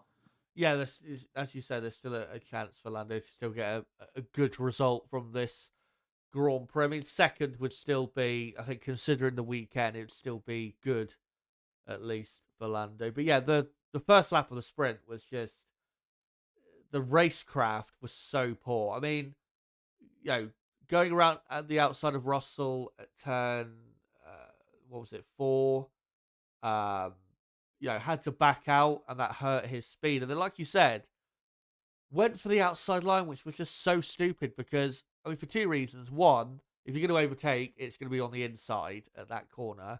But secondly, if there is anyone going wide or having any accidents at that corner, it's going to wash out to the outside of the track. So the last place you want to be is on the outside of that corner. Yeah, that's where he was. And then a couple of people went a bit wide, and then he got pushed out a bit, and then ended up dropping, loads of positions. But even then, he only finished in 8th and finished, what was he, like, was it 25, 26 seconds off Hamilton in the end? I think it was, in the sprint, something like I'm that. not sure. But do you remember, I can't remember what lap it was, where they were literally asking him, just tell us what the problem is. And he was like, mate, I'm pushing flat out. And when I heard that, when I Oh watched the yeah, highlights, I laughed, I'll be honest, because I just thought, how? Like that, like, how is that possible? You're pushing flat out and you can't even keep up with, what was it, like Stroll, or I think it was like Sonoda and Antonelli even. Like, and Sonoda and Antonelli were lapping like a second off the pace of Hamilton out front. And it's like, how are you pushing flat out and you can't barely keep up with them? Just, yeah, I don't yeah, understand that. I really don't. yeah. His engineer was asking if they could help him in any way, and he's like, "No, I'm pushing flat out." And I just want to mention Todd quite just quickly. His comments caught my eye. He said, "Science is better than all the Ferrari strategists," and that is actually what I said after I caught up with Science's interview after the race. I said, "Science has helped with the strategy for one race and has made a better strategy call than Ferrari did in the whole time he was at Ferrari." So. Science certainly has a future in F1 post his driving career. Absolutely. But yeah, Lando is third on the grid. We'll see what he can do. But yeah, he's had such a poor weekend. And this weekend has absolutely magnified what we've already seen last year, what we already maybe know, that he especially in the races, he just doesn't have what it takes consistently to deliver week in, week out, like a Verstappen can do, or a Leclerc, Russell probably can do. And even I think on a race day, I think Oscar has got the potential to be more consistent and deliver more so than what Lando can. I think with Lando, I think in qualifying, I think he's got front running speed, but in the race, I think he is uh, a lot of the time we're talking like midfield quality in terms of just overall performance. And last year we saw a lot of that. Um, him just not even in the same league as Verstappen or Leclerc, Russell, Hamilton, even at times, or even his own teammate. And that's where, if Lando's not going to win the championship, that's really where he's going to falter.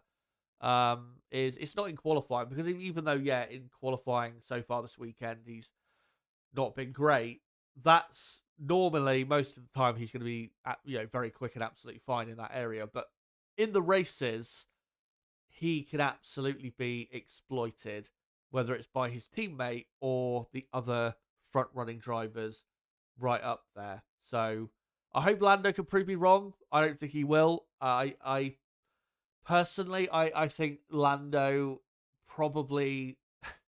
I mean, we'll see obviously how this season plays out, but I would not be surprised if Lando never won a championship purely because of his lack of abilities in race situations. But let's see if he can prove me wrong. And if he can, great, but we will see. But yeah, with McLaren, obviously first and third on the grid and clear favourites, obviously, to win out. Other parts of the grid, obviously Russell on the front row for Mercedes, Max Verstappen, you've got fourth, the two Ferraris then fifth and sixth. How impressed are you not only by Russell, but Mercedes, clearly much better car than this time last year. And I think Mercedes, you'd have to say, wouldn't you, probably the dark horse of the grid at the moment? Because nobody really has talked about them so far this year. Yeah, and yeah, it was a great lap by George. I was pretty nervous just at the end of Q3 there, thinking that he could pip Piastri for pole because I mean nobody was doing personal bests in all sectors, Hmm. so I was certainly a little bit worried at that stage. But yeah, I mean they did a fantastic job in Melbourne. I mean, and so Himi Andrea Antonelli. Um, that was he certainly made my seat worth it on Sunday with his amount of overtakes he did at turn 11. He was absolutely flying. Yeah. Like once he got past Hulkenberg, he just flew through. He just flew past everyone until he got up to the back of Alonso, I think it was. But then Mercedes did a great job um, in the absolute chaos that it was towards the end of the race once the rain hit to get good points. And then, of course, he ended up keeping his fourth place after they decided no, it wasn't a dangerous release into the pit lane. So, and I mean, George is great. Um, we'll leave personal opinions about George to the side, but um, he's a great driver and does a great job. And I think on Friday they were speaking about it on Sky, but they've really done a great job with Antonelli in making him feel as comfortable as possible in the car.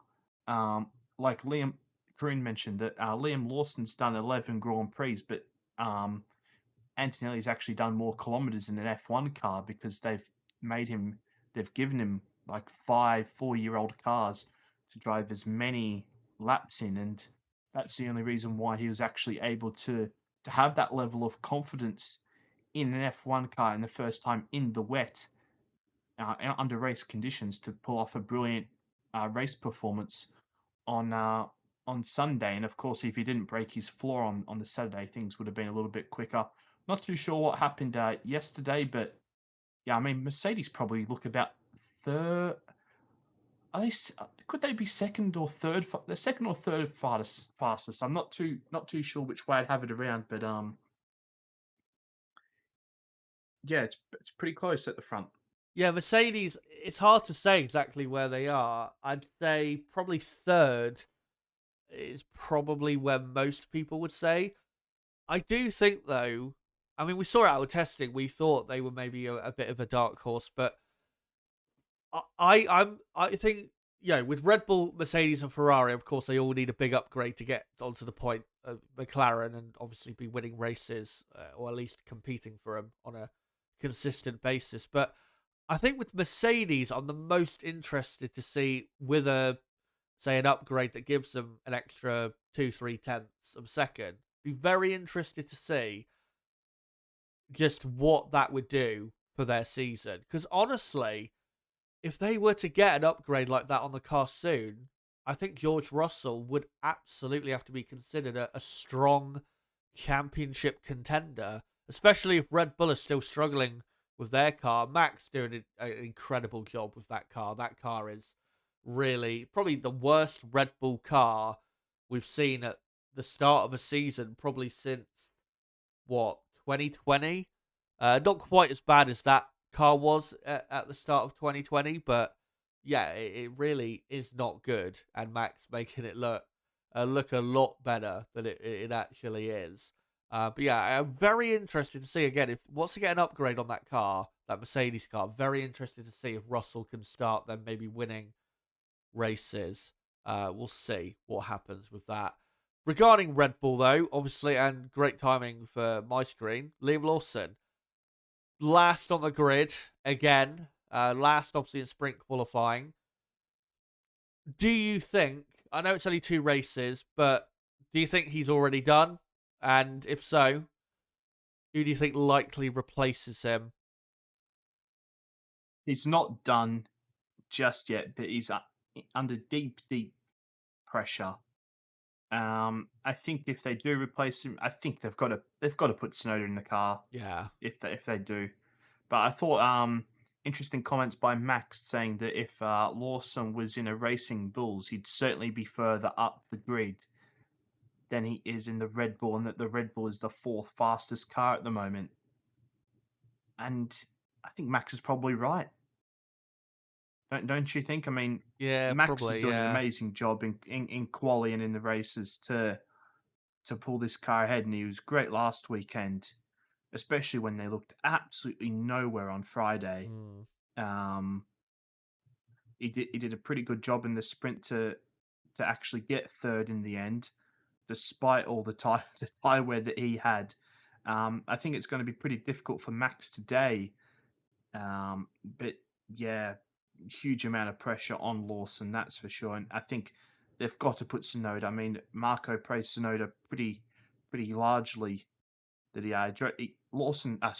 Sonoda actually drove a fantastic race in Melbourne, but he got so unlucky when the rain hit that they just got the strategy wrong. And another great performances again this weekend. Yes, Sonoda could have easily ended up finishing fourth or fifth in that Grand Prix, and probably deserved a top five for the weekend he had. Just incredible, Sonoda was. But obviously, big shout out to Isaac Hadjar, seventh on the grid at a track that he's never raced around before.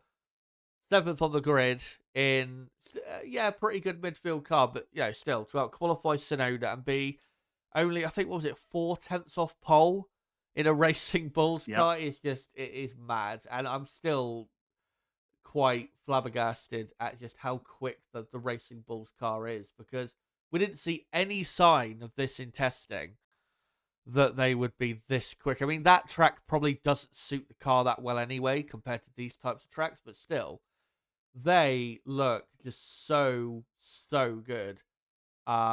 Do Racing Bulls. So yeah, shout out to him and shout out to the team for producing such a good car to start the season. As I said a few moments ago before I brought you on, though, I would be interested to see what Max could do in a Racing Bulls and whether he'd be potentially closer to pole than the Red Bull car he's in now, because I mean he was only 3/10, I think, quicker, or even maybe a quarter of a second quicker than Hadjar in qualifying. So yeah, that Red Bull car definitely is not easy to drive right now, and I think if Liam in Suzuka, if Liam is miles off the pace again, I think they will probably get rid pretty quickly, because they can't be having that, unfortunately. And I listened to Liam's interview after his Q1 elimination, and he was pretty frank with the situation in terms of, he was basically like, I need a bit of time to make it work, but I don't have really any time. So he was pretty much in acceptance of where he is, and he Yeah. just needs to get his head down and just get on with it. Maybe Red Bull today can give him a strategy that maybe he can get maybe near the points, or maybe nick a point in the end. But yeah, he just needs to get his head down and just crack on and forget the pressure if he can. Um, as Zach Brown was saying, being interviewed on the grid. Um, so what, we've got just under 20 minutes to go. What are you predicting for your top three today? Top three, I will go Piastri in first, Norris second, and then I'll go Russell in third. I don't think there's going to be a whole lot of movement. Yeah, me neither. I mean, I've gone for the same top six as it is on the grid. I just don't think we're going to get a lot of you know position changes. I think the only way we could is probably if we get a load of different strategies, in terms of maybe certain teams going a bit longer, certain teams going a bit shorter. It should be a two-stop race today, but yeah, I think most teams will probably pit around the similar time. So Definite, definite two stop. yeah, That they were even having blistering on Friday, but it looked a lot more like graining yesterday. And of course, you can get through the graining, but yeah, definite two stop. The grip is so good for the tires that there's a lot of wear. So yeah, at least it'll be a two stop. But I don't think it's going to create too much excitement unless we get some nice overcuts and sorry undercuts, and there's some space to actually pull off the undercuts. But we'll see. That is the real hope for this race. Is if there's more than one stop, then it can produce some excitement. yeah. I think one thing that could help is if maybe we get some alternate tire strategies. Maybe a good portion of the field starting on a different compound, that might mix things up. Yeah, Pirelli. According to Pirelli, if anyone starting on the medium will probably pit between lap 14 and 20.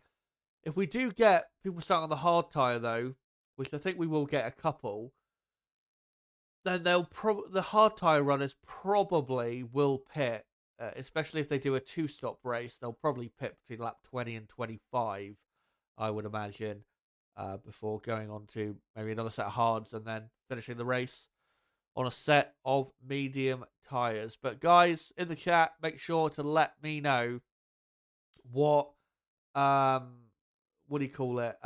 What your predictions are for this race. And of course there is a poll still running in the chat where you can let me know who you think will win the Grand Prix out of the top four on the grid. Let me just go through some comments here. And yeah, just to confirm, as Astro has just said, Liam Lawson is starting from the pit lane. They put a new setup on his car, which hopefully will work. And yeah, we'll see what tyre he starts on. Probably the hard compound tyre. Yeah, you'd imagine so. Yeah. Let's see if I can find some other comments here. Timu asks, 3-stop? Probably if there's a safety car, yeah. I remember last year we had a safety car about halfway through the race. I think, yeah, in that instance, yeah, I think we could see probably a three-stop race, especially for teams who haven't got really anything to lose, say like Ferrari, if they are running outside of the podium positions.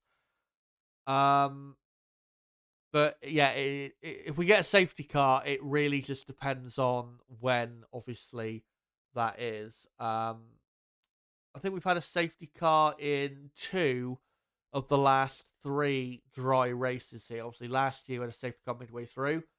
And then, about midway through the 2018 race, which of course Ricciardo won in the Red Bull, and obviously that safety car is what allowed Red Bull to come alive and put fresh, I think medium tyres it was, on at the Yeah. time to go and win that race. So if that happens again, we get a mid-race safety car and that situation presents itself, then yeah, it is a possibility, but we'll see.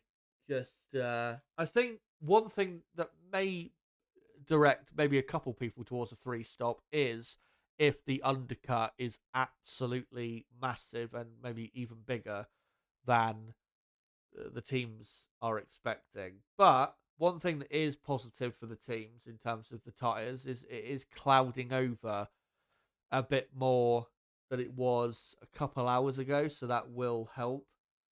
But yeah, the tyres still getting quite the pounding around this Shanghai circuit, like it always has done. It's always been a tough track on tyres.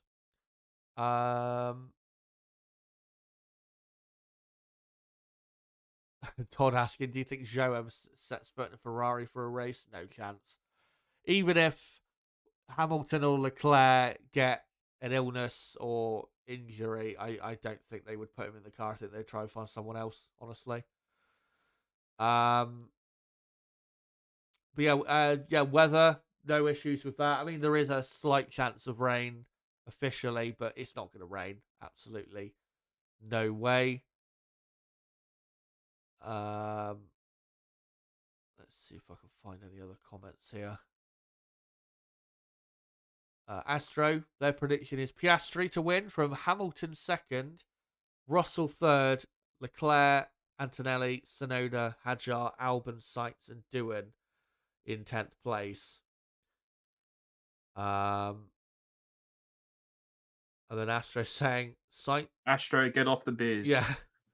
Because he then goes on to say right after that, Sainz and Williams looking pretty good at the moment. I was going to say that has to be an ironic comment. Okay, that's Because yeah. that's one thing actually to quickly talk about that no one really is mentioning.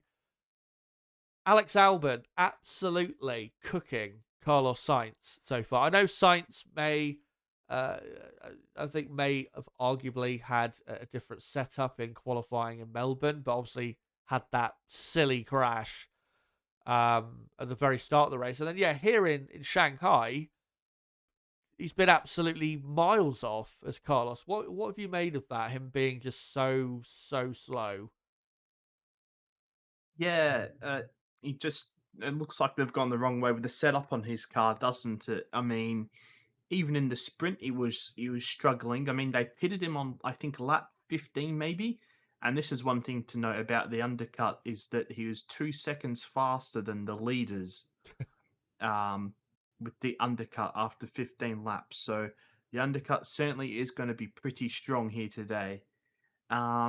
But yeah, very early on, but looks like it's taking Carlos a little bit of time to get used to the Williams, and yeah, Carlos fell victim to the white lines, the painted white lines, um, in Melbourne, just like Hadjar did. Yeah, it was a silly accident in the end there. And yeah, it was quite amazing how Sainz was right there with the back of the pack after just 4 laps of having pitted. So he was, as you said, 2 seconds quicker than the leaders, and then probably about 4 to 5 seconds quicker than the cars outside of the top 10. So yeah, fresh tires absolutely are going to be a massive important thing, obviously, for this race. I remember, I think it was 2018, Ferrari were leading this race comfortably with Vettel, and Valtteri Bottas was in second, quite a few seconds off, and then Mercedes decided to go for an undercut, and then I think Valtteri gained almost 4 seconds in one lap on Vettel, and then just about got into the lead. That is how powerful it could be. Yeah, I know the cars were different then slightly, and obviously the tyres as well, but still, it shows that an undercut really can work massively if you get it absolutely right. As Oscar Piastri is getting into his McLaren. McLaren starting on pole in Shanghai for the first time since 2008. 17 years ago, where Hamilton, that day, I think, won the race very comfortably. Obviously, the year after the infamous gravel trap incident. So, yeah, that is how long it's been since McLaren have been on pole here. But obviously, they did win here with Lewis Hamilton in 2011. That was the last time they won here. A famous win that day on a slightly alternate strategy compared to the guy he overtook to win. Let's hope for a Grand Prix as good as that. But, yeah, we are just a few minutes away from the beginning of this race. And I think I will finish up the poll in the chat because we do have a clear winner with just over 300 votes. And yeah, 306 votes. And I asked you guys who will win the Chinese Grand Prix. And 45% of you have gone for Oscar Piastri. Definitely the clear favourite to win. 27% for Max Verstappen, 19% for Lando Norris, 7% for George Russell. By the way, if you haven't hit the like button yet, make sure to do so. We're 53 likes. Let's try and get up to, say, 70 plus if we can in the next hour or so. It'd be great if we could do that. And as well, don't forget to subscribe for more content like this, because, of course, we do watch-alongs for every Grand Prix, and we'll be doing a race watch-along in a couple of weeks for the Japanese Grand Prix at Suzuka. So, with just a few minutes to go, let me just read a couple more comments, and then we will get on to some final stats before the Grand Prix. KH saying Piastri to win. Todd says, or asks, if Red Bull have a bad year, what are the chances they replace Horner? That's not going to happen. If they were going to replace him, it would have been last year with the whole, controversy of last year. Before Newey and Wheatley and everyone else left. Yeah, it is absolutely his team now.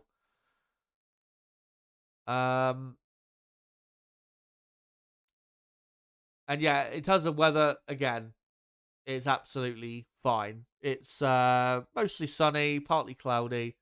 It's much better weather than it was a week ago in Melbourne. Anyway, let's go on to a final couple things before this Grand Prix. Firstly, championship standings. I know it's only the second Grand Prix, but still important, especially with how close it's going to be this year. Lando Norris leading the Drivers' Championship for the first time in his career.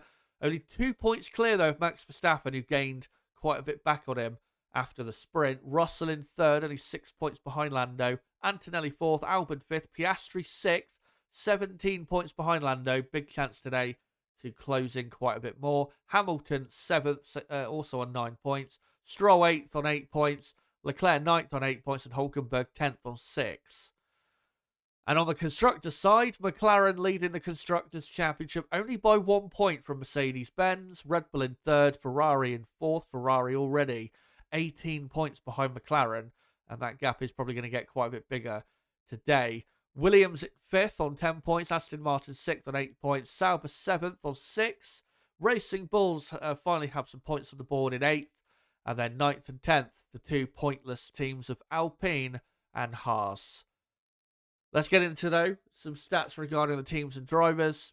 But McLaren, yeah, their last win in China was in 2011 with Lewis Hamilton 14 years ago. They have also won in Shanghai twice since 2010, because obviously they won in 2010 as well. Last year, they were 2nd and 8th here in 2024. Lando producing a very, very good race performance a year ago. Needs it today if he's going to somehow win. The Red Bull obviously won last year's Chinese Grand Prix, and they won twice here in Shanghai in the last 10 years. And last year was probably one of the strongest races they had all year round. First and third, they were in the Grand Prix a year ago. For Ferrari, their last win in China was in 2013 with Fernando Alonso, one of the final wins of Alonso's career to date. And that is Ferrari's only win in Shanghai since 2010. And actually, you have to go back to 2007 for the next win in Shanghai for Ferrari. Fourth and fifth, they were here last year. Wouldn't be the worst result necessarily in the world if they got that again, but really do need a podium, I think, today. And for Mercedes-Benz, their last win here was in 2019 with Lewis Hamilton. They've been the most successful team here in the last 10 years. 4 wins in the last 10 years. But last year, 6th and 9th they were in the race. Obviously a lot better this year and with a good chance to finish on the podium. But now let's get into your starting grid for the Chinese Grand Prix. On the front row, Oscar Piastri, first time starting on pole for an actual Grand Prix. And second, George Russell. On the second row, the two big championship contenders of last year, Lando Norris and the world champion Max Verstappen. On the third row, the two Ferraris, the sprint winner, Lewis Hamilton and Charles Leclerc. And then on the fourth row, the two rookies, Isaac Hadjar and Kimi Antonelli. And then rounding out the top 10, Yuki Tsunoda and Alexander Albon. Just outside of the top 10, two impressive performances from Ocon and Hulkenberg in 11th and 12th. Then the two Aston Martins, 13th and 14th. They can do a lot better than that, surely. 15th and 16th, the two ex-teammates of Max Verstappen, Carlos Sainz and Pierre Gasly. On the penultimate row, Oliver Behrman and Jack Doohan. And then, last on the grid will be Gabriel Bortoleto. And starting from the pit lane, Liam Lawson. And here we go. Obviously, it'll be a 56-lap race. And I will get the tyre information on screen when I can, once I know who is on whatever compound of tyre. Most people should be starting the race on the medium compound, though. And we will soon enough find out.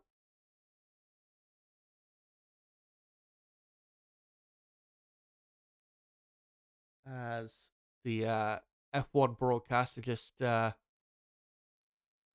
going through the starting graphics. And in a few moments, hopefully, we'll know who is on what compound. By the way, hello to Rook. Good to see you in the chat, mate. Hope you've had a good last couple days.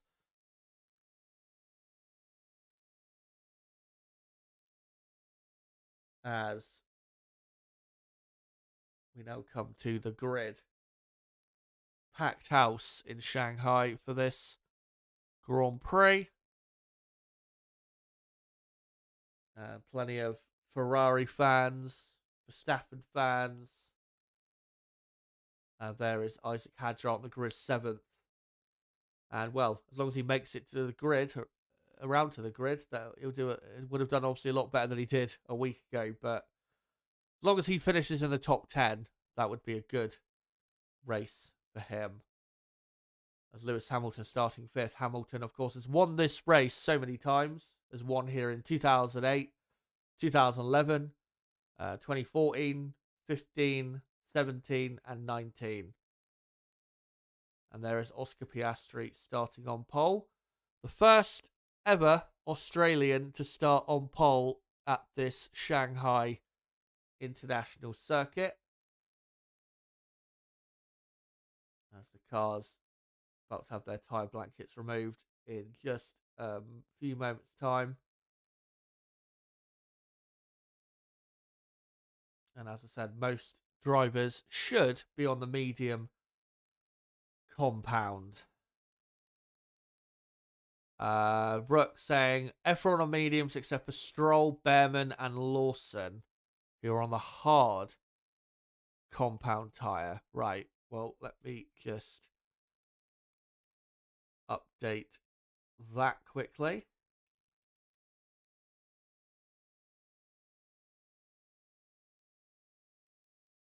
And formation lap begins now as Piastri pulls away quite quickly on this formation lap. And yes, indeed, F3 on the medium except for Stroll, Behrman, and Lawson obviously start from the pit lane. No surprise that he's going to be starting on the hard compound tyre. That will give valuable data, as I said earlier, to Red Bull. If he starts flying through the field because of being on a much better tyre, then Red Bull will at least know that they've got to get onto that tyre pronto and may have to be a bit proactive on strategy today compared to what they usually do. Yeah, and it's a handy thing to do because nobody's actually done any hard tyre running this weekend because, of course, everyone was focusing on the mediums for the early parts of sprint quali, and then there was also a delay when Doohan broke down late on in FP1. Yeah, and I mean, in general, with it being a sprint weekend, you only get one practice session, so very limited in what you can find out tyre-wise for the teams, which, I mean, makes things more exciting for us, I guess. As Piastri is already onto the back straight. Pretty quick formation lap.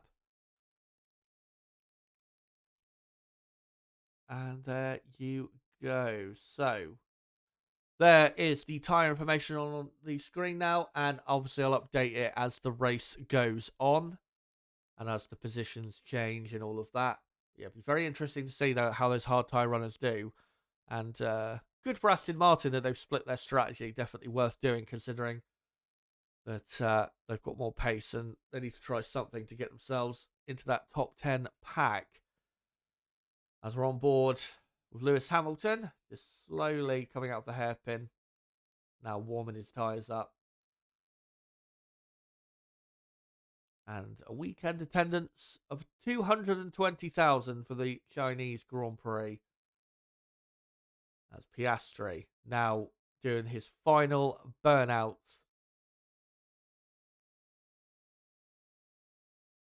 And we have seen in the last few Chinese Grand Prix, second place get a better start than first. Was it 2019? We saw second lead into turn one. Remember 2018, second almost got into lead in turn one, but got blocked off at the last second. But yeah, second on the grid a few times has managed to get into the lead. The benefit, obviously, is they've got the inside line for turn one. So if Russell can get that initially good start, he's in a great position. As the last few cars now just lining up. As Lawson comes to the pit lane, and he'll start at the exit of the pit lane, of course. But here we are for the Chinese Grand Prix. The grid is set, and we are ready to go. And the marshal now waves his flag, and the lights are on. It's 2, 3, 4, 5 lights. And it's go in Shanghai. And Russell has got a good start, but Piastri covers him off. But Russell, I think, might have enough alongside. No, he gets out of it, and that allows Lando Norris to go right round the outside. Does he take the position? Yes, he does. Russell having to get out of it has cost him dearly because it is now a McLaren 1-2. As Hamilton is up to fourth ahead of Verstappen. And one of the Ferraris, well, no, both Ferraris ahead of Verstappen. Verstappen's had a horrible start as he's only just ahead of Antonelli. As Russell still trying to have a go back at Norris through turn 7, but nothing doing. And he's now got Hamilton right behind him. Hamilton looking really aggressive on this first lap. As all the two racing bulls side by side, nearly getting into it. But it is Piastri from Norris. Russell third, Hamilton fourth, Leclerc fifth, Verstappen sixth. And then Antonelli, Sonoda Hadjar, and Ocon into the top 10. And then Albon, Alonso, Gasly's had a great start up to 13th place as they all come on to the 1 kilometre straight. Piastri already over a second clear of his teammate. The perfect first lap so far. As Max having a look at Leclerc into the hairpin, but nothing doing. And then further back, cars side by side. Albon having a look at Ocon. The Haas easily the slowest in a straight line, so surprised that they didn't get overtaken, to be honest, down that straight. But on lap 2, and it's Piastri, who's lost a lot of time in the final sector to Norris. Norris only 6 tenths behind now. But it's Piastri leading, Norris second, Russell third, Hamilton fourth, and then Leclerc, Verstappen, Antonelli, Sonoda, Hadjar, Ocon, your top 10. As round the outside there was I think the Alpine of Doohan on Behrman, but Behrman has got back ahead. As Bortoletto has pitted, so clearly has picked up some damage. Here's a replay on board from Leclerc. And presuming maybe some contact. Oh, that was so close to wiping both Ferraris out of the race. Very lucky there, Nib. Oh, yeah, right over the inside curb of turn 2, and my God, that could have been absolute disaster for them both. So close. And luckily, 4th and 5th they are at the moment, and that wouldn't have done, I don't think, any significant damage, which is again lucky for them. As both Saubers now at the very back of the field, as DRS now enabled. And in the midfield, of course, it is mightily close, and they've all got DRS. But the McLarens, I'm pretty sure, are already out of DRS range from Russell, so they're all good. Russell did have it down the back straight. Right. Well, that's at least good for us. There's a yellow flag for something, maybe Bortoletto or something like that. I'm not quite sure. But yeah, Russell is about 7 or 8 tenths behind Norris. And then Hamilton not got the DRS, unfortunately, which does hurt Ferrari because, of course, with the great top speed they have, having DRS is a big benefit to them. But Max now within a second of Leclerc. Leclerc being told we have 20 to 30 points lost on the front. If we can survive, we wait for the first pit stop. Disaster for Leclerc. I mean, he's only, just over a second behind his teammate, but still, that is a disaster for him. But could have been... So there must have been a little bit of contact. Yeah, it could have been a lot worse, though, so they're still pretty lucky, but... Yeah, on that front left, it is on the front left. He's missing the end plate. Yeah. So Verstappen has got to overtake that car and because if he gets held up too long, he's going to really suffer. As Bortoletto has pitted, so I think he is on the hard tyre now. And then just need to update that Behrman is 16th on the hard tyre. Lance Stroll has kept his position. Stroll is the highest placed runner on the hard compound tyre on lap 4, as Piastri leads by about a second ahead of Norris. Russell about 7 tenths behind Norris. Hamilton about 1.2 behind Russell. Leclerc about the same behind Hamilton, and Max same behind him. And Antonelli about 9 tenths behind Verstappen, as they're gradually pulling away from the midfield of the Racing Bulls. And then the Racing Bulls are the head of a giant pack of cars, going all the way down to Liam Lawson in 18th, as Carlos Sainz has... Fernando Alonso's got a problem. He's going slow as someone just locked up ahead of him. His brakes are on fire. Yeah, rear right brake, and he looks to be out of this race. What a shame. Another DNF for Alonso. Obviously, all his fault in Melbourne, but wow. That is quite incredible so soon into the race. And yeah, he says no brakes. Wow. And that is, I think, the first time he's had a two DNFs to start the season, probably since the McLaren Honda days. Here's a replay, though, of the start nib. And yeah, Russell really costing himself having to back out. Yeah, Piastri did just a good enough job to make sure that Russell couldn't go up the inside there, and quite frankly, perfect team game for McLaren. As yeah, geez, Leclerc, and he must have had contact with Hamilton. Amazing that it didn't cause a puncture. As then you look further back, Verstappen just running out wide was able, both Ferraris able to get past him, and yeah, Russell did have a pretty good start, but Piastri defended it just perfectly, covered off the inside, and then Russell was able to get overtaken by Norris, and yeah, there definitely was contact between the two Ferraris. No idea how Hamilton hasn't gone spinning around there. There was a lot of contact, and as you can see, the left-hand side of Leclerc's front wing end fence is missing. Um, And yeah, Hamilton's and saying yeah, on the. wow, Oh, sorry. that's a lot of contact. Yeah, it is. And yeah, now the end plate completely gone. I was just going to say, Hamilton said on the radio right after that I've been hit by someone. And yeah, it was his teammate. But thankfully, clearly not enough to cause any damage to Lewis Hamilton, who's now the main real hope for Ferrari now, because Leclerc will put a new front wing on, I'm guessing, at the first pit stop. As here's a replay of Bortoleto and Behrman. And that's how, oh, that's a poor mistake from Bortoleto, spinning through the middle of turn 7. And then obviously flat spotted the tyres and then has to come in for a pit stop. So he's going to need a safety car to get himself back into things. As Piastri only leading by 0.4 of a second. And Russell within a second of Norris. So the top three only separated by about 1.5 seconds. Exactly what we want.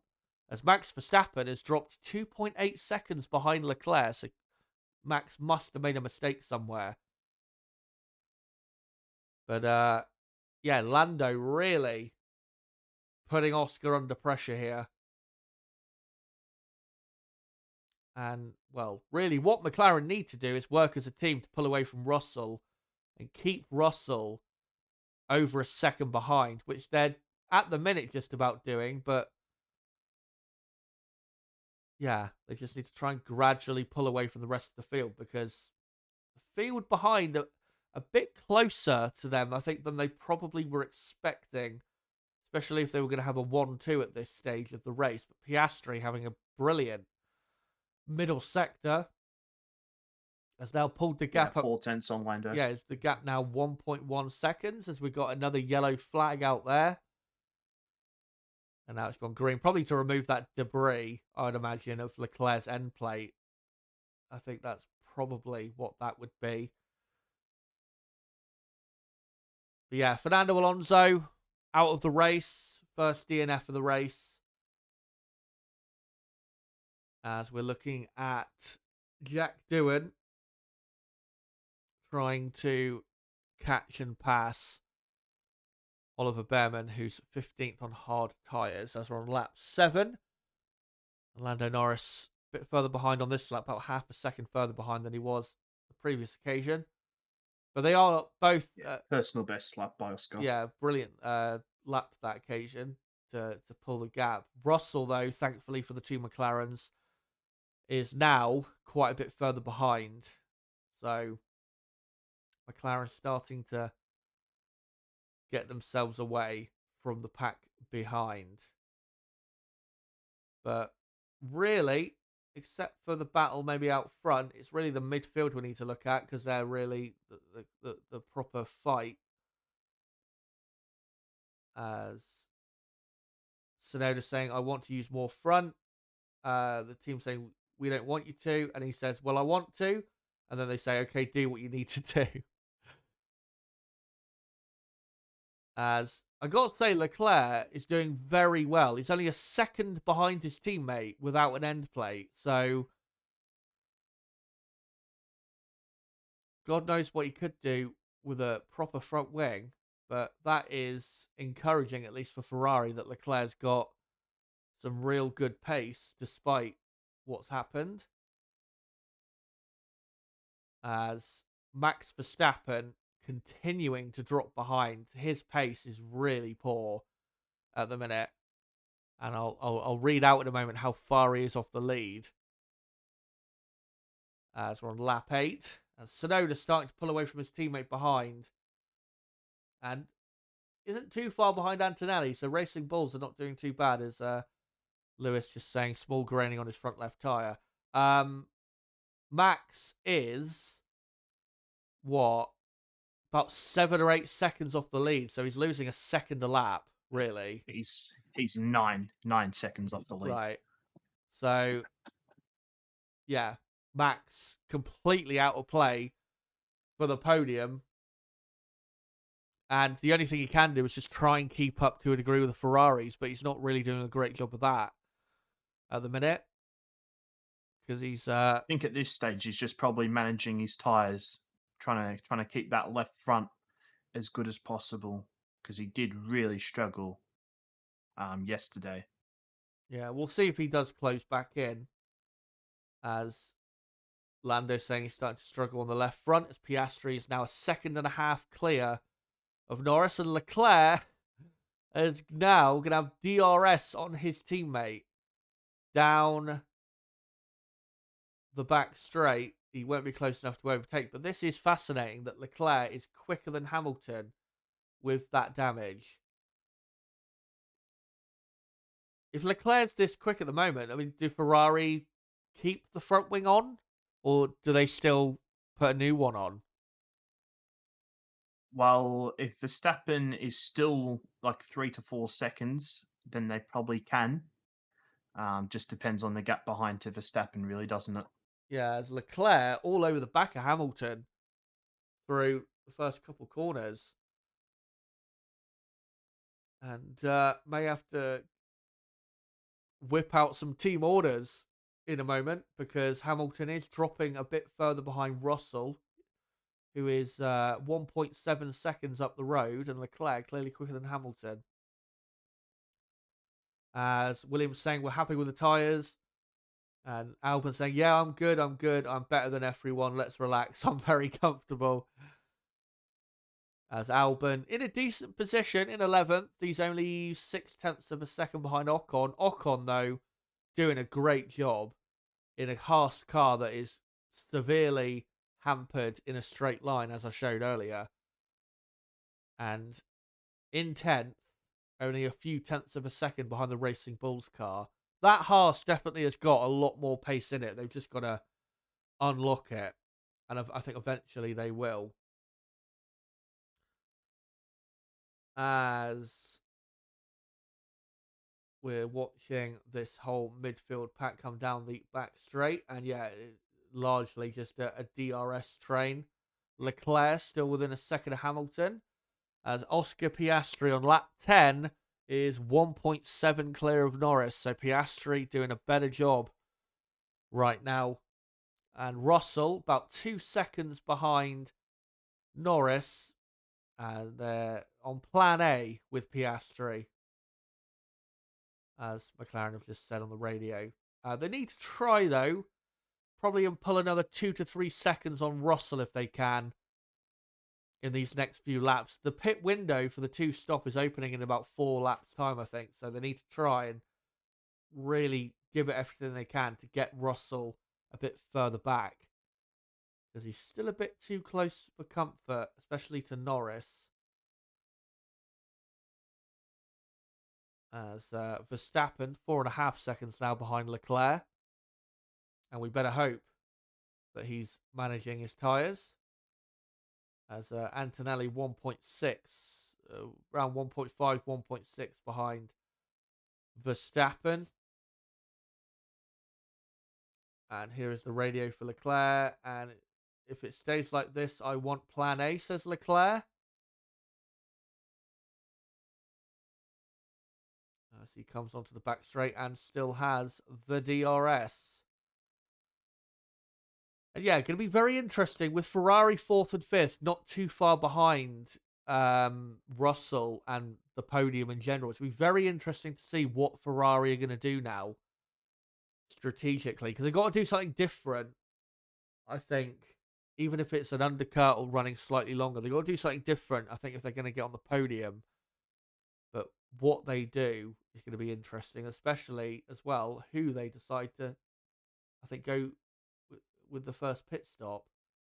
As Leclerc really closing in on Hamilton through turn 2, as Pierre Gasly pits from 12th already on the medium compound tyre, so that will trigger the midfield. As Leclerc being told there will be too much traffic, so we stick to plan B, which may be a 2-stop, but running longer on the first stint, I would imagine. So Gasly will come out in 18th place on the hard compound tyre, presumably. Let me just update that. Here's a replay of Leclerc's front wing and doing a remarkable job, Nib, with that front wing. But yeah, if you're the strategist at Ferrari, who are you pitting first out of those two? You've got to pit Hamilton first. He has track position. Even though Leclerc has a lot more pace? Yeah, I mean, Hamilton's doing about the same lap times as Russell up ahead. I mean, it's not really going to benefit them in closing up. It is an interesting little dilemma, but I don't think you can do that already, as they are preparing a front wing, as they do have that gap to Verstappen, so they could pit Leclerc. I mean, I suppose actually with Leclerc having to change his front wing, they can pit Leclerc first, I suppose, can't they? I completely forgot about that. Yeah, if they pit Leclerc first and Hamilton maybe a lap or two later, then it should just about work out for them. As now, I reckon that's McLaren thinking about a one stop, by the way. yeah, well, that would be surprising. I don't think really they've got the comfortability to really think about that at the minute. To be honest, there's Tsunoda and Doohan and Ocon now pitting on lap 12. So Doohan will be 18th, and then Ocon in 17th. And meanwhile, Pierre Gasly has not jumped Tsunoda, but he is only 1.3 behind. So Gasly probably now in a net 9th place, just ahead of Hadjar probably. But yes, Tsunoda now 15th. And everyone below 15th on the hard compound of tyre. Let me just update that. Obviously, the hard tyre, everyone is going to go on to or use at some point. As Leclerc still right up behind teammate Hamilton, and both Ferraris stay out. And Leclerc only half a second behind as they come onto the pit straight. And Leclerc, I think, might soon be having a look at the back of his teammate, because especially in the slower corners, he is really gaining as Antonelli and Hadjar on lap 13 pit. That might force Max Verstappen into doing something. We'll have to see. But Hadjar and Antonelli pit, 2.7 seconds for the stop for Antonelli, and a good pit stop for Hadjar as well, even though Hadjar is going to lose out to Gasly from the undercut, but he will have a couple lap fresher tyres. And yeah, Hadjar has come up behind Gasly, so he's lost a position there. So Hadjar now... And Tsunoda's jumped Antonelli. He has, yep, by just about half a second. And that is very costly for Antonelli, because all the clear air in front of Tsunoda, that would have been vital for Antonelli. But what this... I mean, Tsunoda might jump Verstappen. Probably will jump Verstappen. And this is the thing with Max is, at this point, with how far they are behind the two Ferraris, they've got to go long now, haven't they? they can't now pit because they'll be back in traffic and they won't really make their way through very quickly, will they? So they've got to play the long game now. Max is setting personal best sector times here. Um, he shouldn't actually get jumped. They can probably pit him. As Lewis Hamilton now comes in as, Antonelli is in 14th place, just behind Sonoda. As Hamilton and Verstappen pit. Where will Max come out in relation to the others? He will come out just ahead of Sonoda. So works out perfectly in terms of keeping ahead of that pack. As Piastri now told to box. 2.8 seconds clear of Norris. It's been comfortable for the Australians so far. But Max is now 12th. Lewis Hamilton is 10th.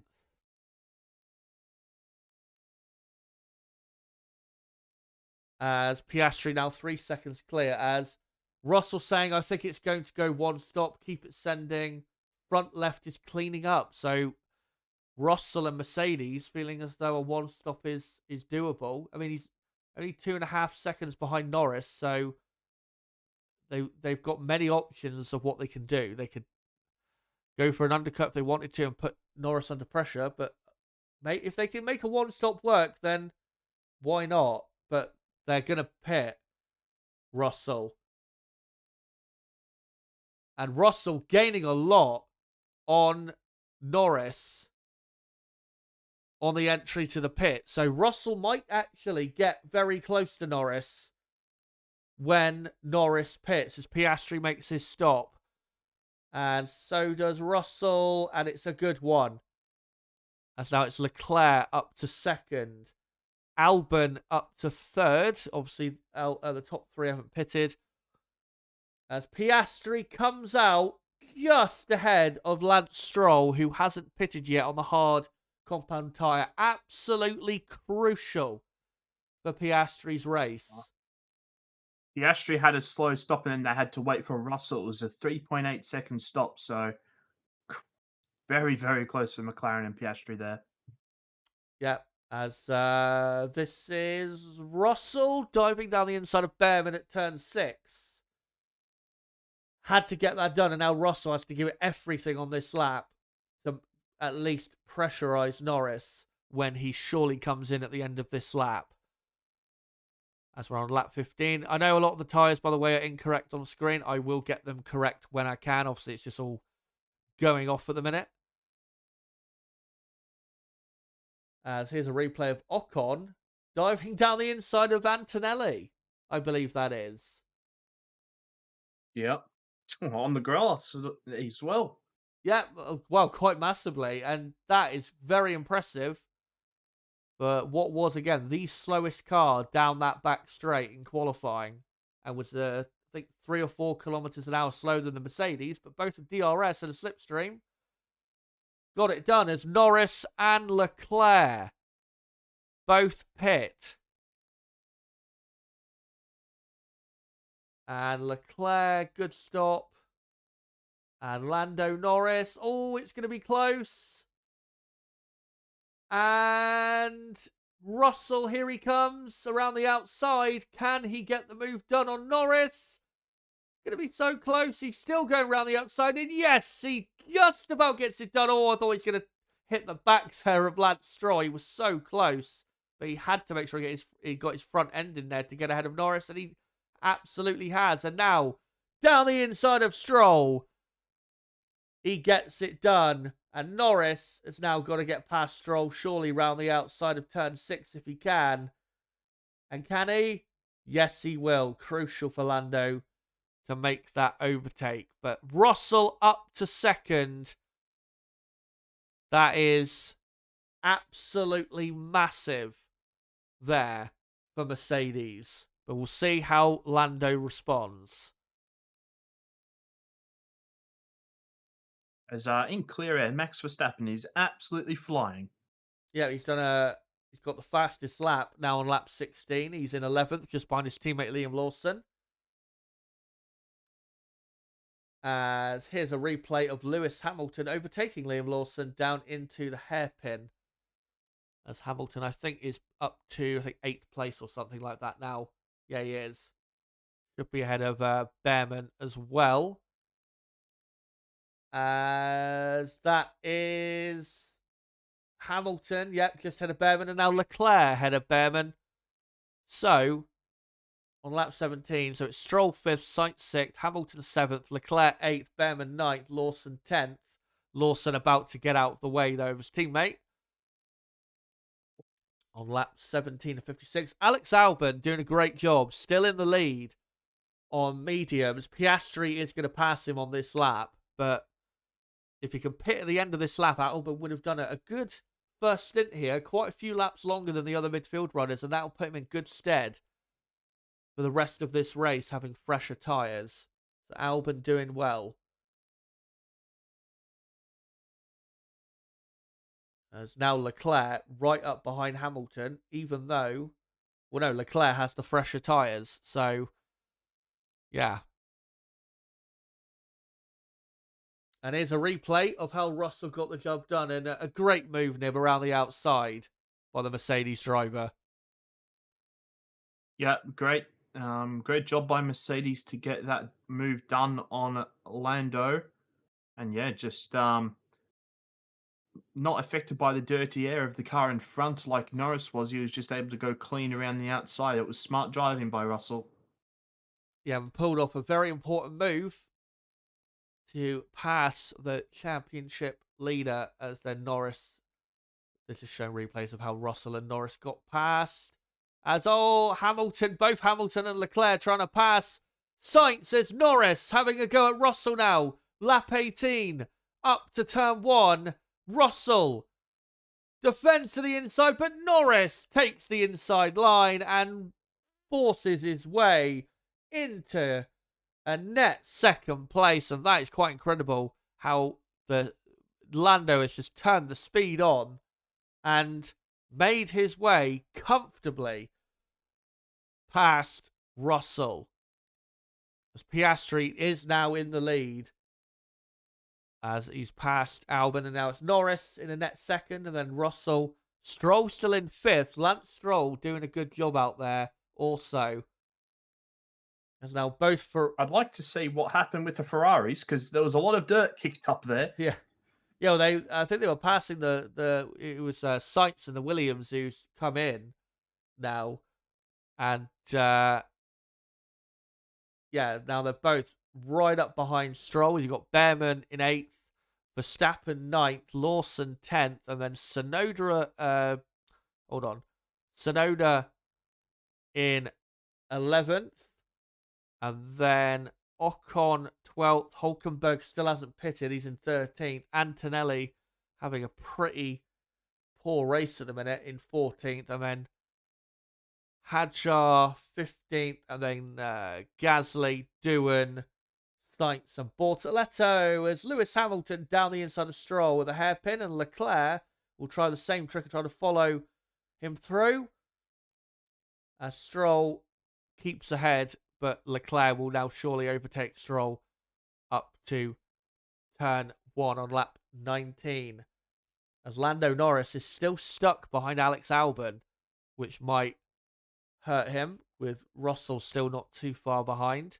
But Piastri is in the lead, with Albon having not pitted yet in second. As we're looking at Norris, still stuck behind Albon. This is really hurting Lando compared to Oscar, because he's really stuck behind a much slower car. Oscar now 3.5 seconds clear of his teammate. And Lando is on 1 lap fresher tyres, but he's being held up so much this is costing him. And Russell now closing back in. And this is where it hurts the tyres the most, through the middle sector. Absolutely, as Norris needs to get a good exit from the corner right before the big long straight, and he gets a decent one. And he should overtake Albon into the hairpin. And yeah, he will. Obviously, Albon is not going to defend. Albon probably, if I'm Williams, probably be looking to do maybe another lap to get to say lap 20, and then probably come in to get some fresh hard tyres on. And he has actually stayed out, so maybe that is what they are doing as we're on lap 20. And it is now back to a McLaren 1-2. As Leclerc still right up behind his teammate. Leclerc on fresher tyres. I think only 1 lap fresher, I think it is. And Lewis has been told on the radio that they're swapping cars into turn 14. And Lewis says when he's closer, yeah. Oh, So don't think it could be much closer. But it's the right thing to do. Leclerc is clearly quicker. And agreed. They didn't change his front wing either. Yeah. And I mean, Hamilton is only 1.8 behind Russell, and Russell being held up behind Albon now. So Leclerc has definitely got a good chance to get a podium here for Ferrari. As George Russell should overtake Albon now down the back straight and move his way up to 3rd place. As Albon, obviously on the medium compound tyre. And yep, he's done the job. As Verstappen is up to 8th, Behrman 9th, Tsunoda 10th, Ocon 11th. Antonelli. Lewis didn't let him past. He did not. As Albon pits exactly like I said they should have done. And yeah, let's see. And there you go. It's turn 1, just about. Yep, Leclerc is ahead. And it's, as we've said, it's the right decision. Clearly quicker. Yeah. And now Leclerc, just under 2 seconds behind Russell, got to get on with it and get after Russell because they got to get a podium if they can from this race. As Albon has come out in 14th, in between Gasly and Doohan, which is pretty good. They're not that far away from the Antonelli as well. So yeah, Albon in a good position. So yeah, Leclerc now up to what is now 4th, and Albon, let me just drop him down to 14th. So the top 10 on lap 21, it's Piastri, Norris, Russell, Leclerc, Hamilton, Stroll, Verstappen, then Stroll. Stroll obviously still out there. Behrman in 8th. 9th, Tsunoda. 10th, Ocon. 11th, Antonelli. 12th, Hadjar. 13th, Gasly. 14th, Albon. 15th, Doohan. Sainz in 16th. Lawson 17th. And then the 2 Saubers at the back. As Isaac Hadjar here, within a second of Antonelli. Antonelli really struggling. I know he's never raced here before, but yeah, struggling. Neither is Hadjar. Exactly. And he's just struggling a lot more than we thought really possible. As on lap 22, Oscar Piastri out front is 4 seconds clear of Lando Norris. Russell has just done the fastest lap. He's 2 seconds behind Norris, but Leclerc is quickly catching Russell now. Leclerc is only 1.2 seconds behind. So once Leclerc gets within a second, then it's going to get tasty because that Ferrari down the back straight is pretty quick. As here's a replay of Hamilton letting Leclerc through. Leclerc saying on the radio, "This is a shame. The pace is there." I presume that radio message was before the act of being let through. But yeah, clearly that removal of downforce has helped the balance of that car, because now he's absolutely flying along and he's easily one of the fastest drivers in the field.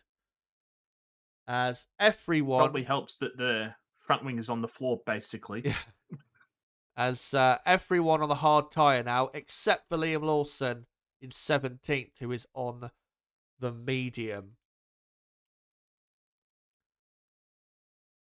As we're looking at Behrman, who hasn't pitted yet, right behind Lance Stroll, who also hasn't pitted yet. Behrman had a good sprint qualifying and is having a good race here on lap 23. And yeah, Haas in a good position. Ocon currently in 10th. Once Stroll and Behrman pit, that'll be 8th. And then Behrman, with fresher tyres, on probably a one-stop strategy, you would imagine, the way they're going. Haas looking good. And proving, as I said, that once they fix the straight line speed issue, which they showed in Melbourne and obviously showed in qualifying here, that they have definitely got a good midfield car there, as Behrman still right behind the Canadian. I'll be back in a few moments. No problem. As Russell is now closing back in on Lando. Leclerc's still about 1.2 behind. As this is Alex Albon diving down the inside of Pierre Gasly up to 13th.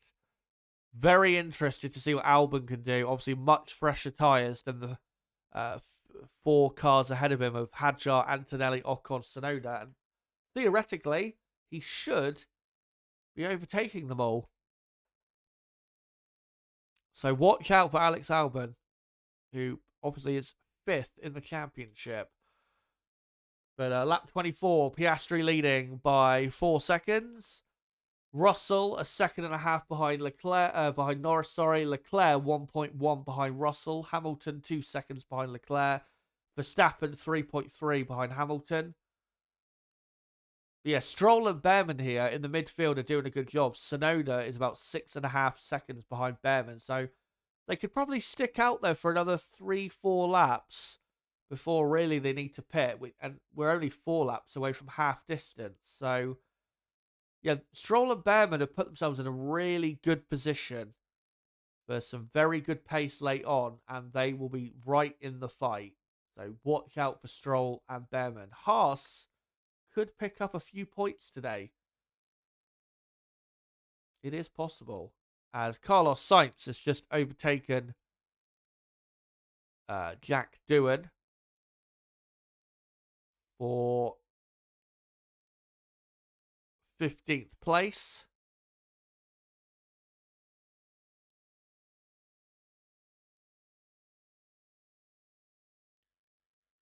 As we're looking at on board of Hamilton, him trying to keep up with his teammate, which he needs to try and do because Leclerc is almost within a second of Russell. As Behrman dives down the inside of Stroll but locks up, and Stroll retakes the position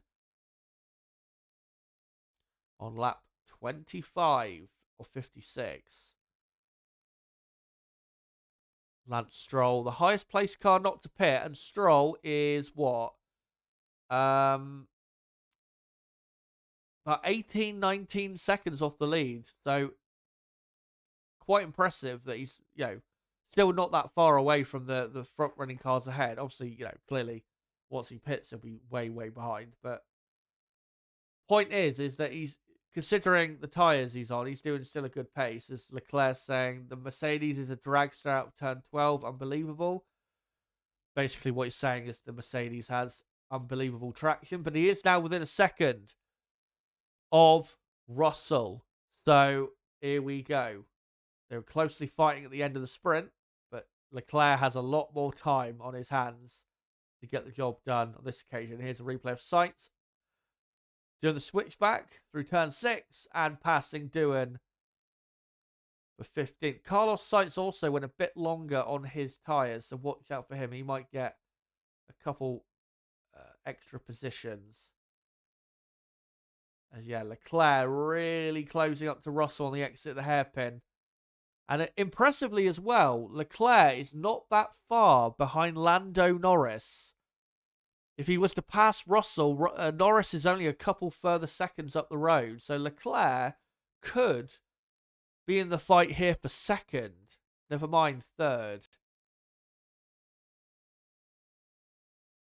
As Russell having a bit of a correction on the steering wheel through the first couple corners.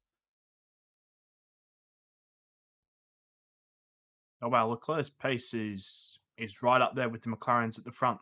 He's driving very, very well. He is. He's unbelievably quick. And like I said, if he can get past Russell quick, Norris is right there for him. I mean, they're close enough at the minute that if they were to go for an undercut, they'd be right there. So, yeah, Leclerc in a great position. He just needs to try and get past Russell as quickly as he can, but it's not going to be easy. Following in the dirty air.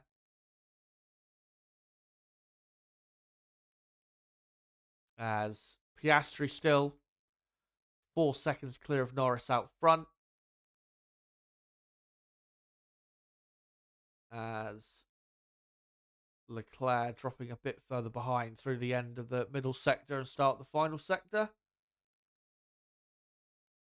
So, nowhere near close enough.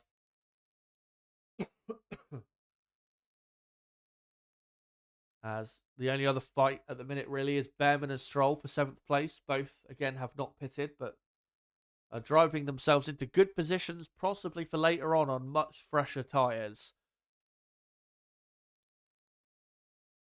Lap 27, and Leclerc, DRS activated, but just needs to get close enough out of that turn 12. He's the Ferrari looking with Leclerc very good through the slow corners, as Behrman now pits to get the undercut at least on Stroll, and he will get it as long as the pit stop is all good. And here he comes, Behrman. Good stop, and he's having a good weekend, Behrman. I know he was eliminated in Q1, but he had a pretty good sprint qualifying. And Behrman, 17th now. And we'll see where he ends up towards the end. He should be not too far away from a top 10.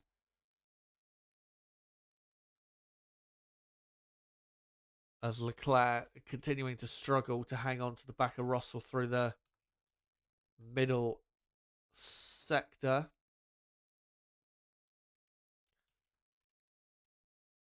As Bortoleto pits for another set of hard tyres, and Bortoleto now goes back to the very back of the field. As Leclerc getting a bit close towards the apex of the hairpin, but Russell getting the much superior exit on lap 28. As we are halfway through the Chinese Grand Prix, just a reminder, obviously, to subscribe to the channel for more content like this, because we do obviously watch-alongs for every Grand Prix. And in 2 weeks' time, I'll be doing the race watch-along, of course, for the Japanese Grand Prix at Suzuka. So make sure to join us for that. And for everyone watching right now, if you haven't already, make sure to smash that like button. Let's try and get the likes up to, 70 if we can. 70 plus in the remainder of this race. As Lando Norris has done a fastest lap and is now only 3.5 seconds behind Piastri. Lando does have 1 lap fresher tyres, but still comfortable at the minute for Oscar. As actually Behrman is on the medium, not the hard compound tyre. Yeah, Norris seems to be pushing his tyres quite a bit in the middle sector now. And that's where most of the lap time's coming from. Yeah, and if he has any designs on still winning this race, then as McLaren actually asking Lando, we'd like to use some of that pace, please. And Lando says, yeah, but I don't want to. Just push into the dirty air of Oscar again. want to get that gap to Russell. Yeah, they just need another couple seconds to make themselves absolutely comfortable. So, Yeah, another half a second. yeah, as Leclerc slightly closer on this lap.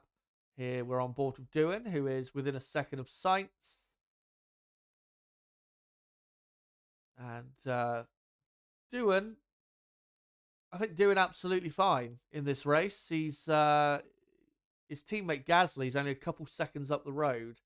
So he's doing absolutely fine. Plus, Doohan has never raced here before. So, yeah, decent. I know he had a little accident, obviously, at the end of the sprint. But, yeah, he's having a decent race here, he's doing. On pace.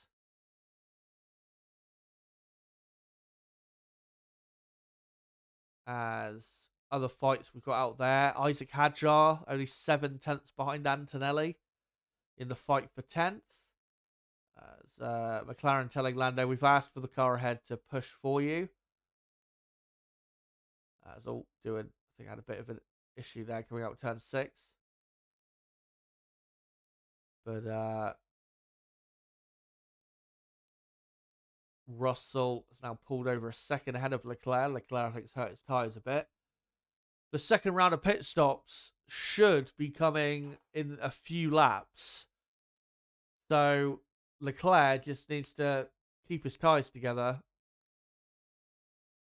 and wait, because with an undercut, I'm sure Leclerc can get himself up to third.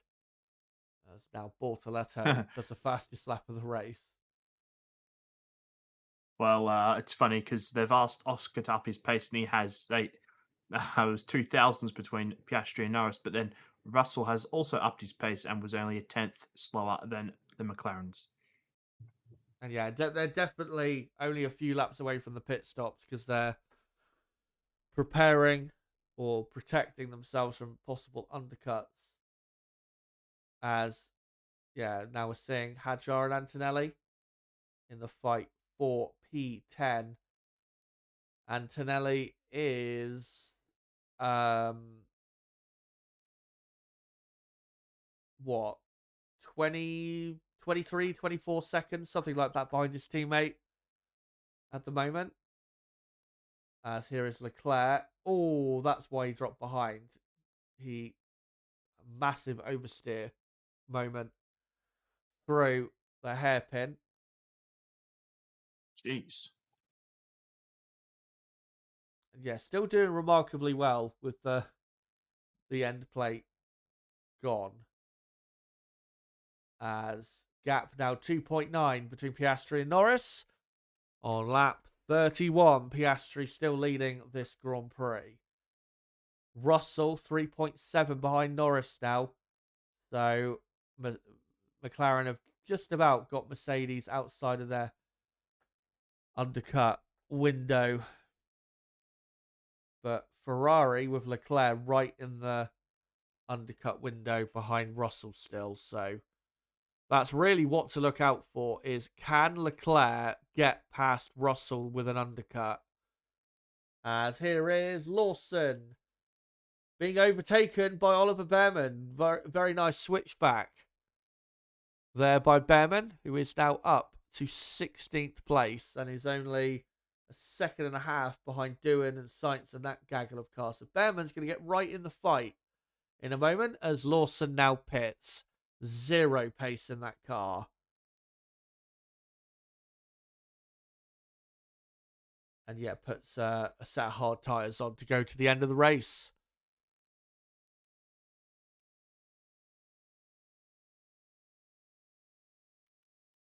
So, and Lawson coming out just behind Nico Hulkenberg.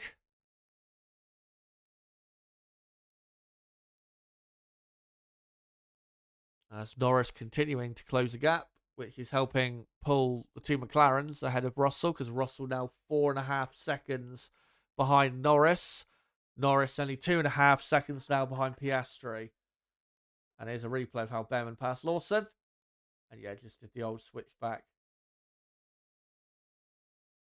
and saying ciao on the radio. Nice move. And yeah, he's got a few cars ahead, not too far ahead of him. So let's see what he can do. As there's his father in the pits.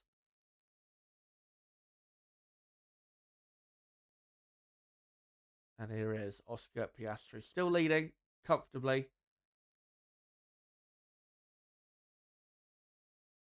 And if Oscar was to pit now, then he would come out right in between, obviously, Verstappen and Stroll. There is quite a big gap in between those two cars. So, luckily for McLaren, if they were to pit the first out of that top 6 group, they would have plenty of fresh air and wouldn't have the issue of earlier of getting possibly held up. As here is Behrman behind Doohan and closing in right in on Doohan, as Doohan having a real struggle at turn 6. Will Behrman try the outside line? No, he will not. Behrman has got a lot of pace on these fresh mediums now. As McLaren saying go for plan C, and Lando saying, can you tell him just to speed up a little bit? And then I can't see what the rest of it said, but yeah. I'm in dirty air and I don't want to fuck my tires. Right. I don't. What would plan C be, do you reckon? I think I think they might go one stop here.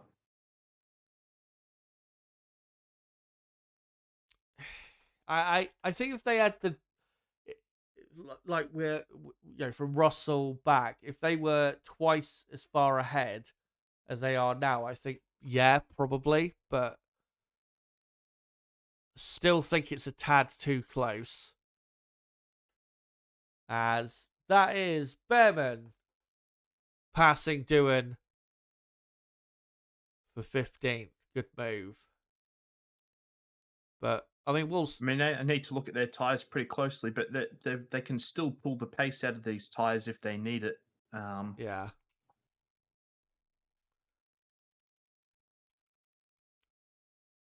Obviously, one thing that will help is that if the others behind them try to go a bit longer, that might push them to maybe try it as that's a replay of Lawson passing Hulkenberg at turn 6.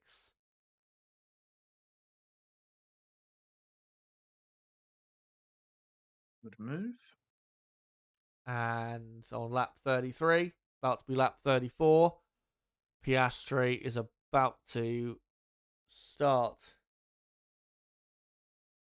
and does start lap 34. They're now in the pit window for the second pit stop.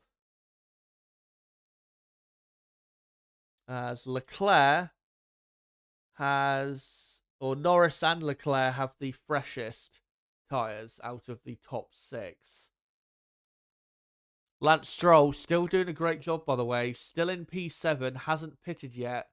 Not Lance Stroll, Yuki Tsunoda, who's at the front of the midfield pack, really. 2.5 seconds behind. And Stroll's pace has been very good on these older tyres. As Isaac Hadjar now pits, triggering the undercut on Antonelli. But yeah, Stroll definitely is going to be on the one-stop strategy here. And he will be right there at the end, no doubt. Yeah, you missed a message that they gave to Norris saying that this tyre looks quite robust, and Russell has been told behind that he is going for a one stop. Right, well, we'll see what maybe Ferrari will do in response to that.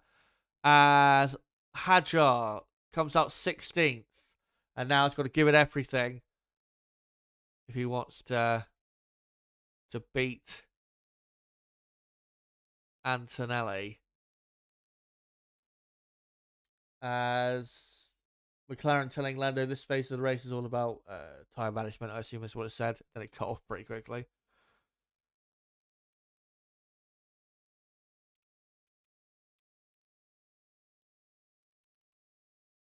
gap, and the gap is starting to go back out now Yeah, 3.5 at the front. seconds between Piastri and Norris. Russell 4.5 behind Lando. And, well, at Ferrari, if the top three are going to do a one stop, then I think at least with one of the Ferraris, they've got to do a two stop. Because, I mean, what have they got to lose at this point? And, well, Lewis Hamilton almost has a pit stops gap to Lance Stroll. Another, I think, 2 or 3 seconds, and Hamilton will have the gap. Leclerc should just about have the gap to Stroll to come out ahead of the Aston Martin. So if Ferrari are going to do I think it's 23 seconds, isn't it? yeah, if Ferrari are going to do a two stop, they need to pit really in the next 2 to 3 laps. As I think one of the drivers there just been told about a risk of rain. The class 1 is literally just like light drizzle. Yeah. So, literally nothing. As we're now looking at Behrman, right behind Carlos Sainz for fight for 13th place. Behrman obviously with the much fresher tyres, so should get the move done. As Ocon closing in on Tsunoda, only 1.2 seconds behind. As Lance Stroll is actually lapping at about the same pace as Tsunoda, even though Stroll is still on the tyres he started on. What a job he is doing on those tyres. And still, Yeah, Stroll's doing personal best sectors.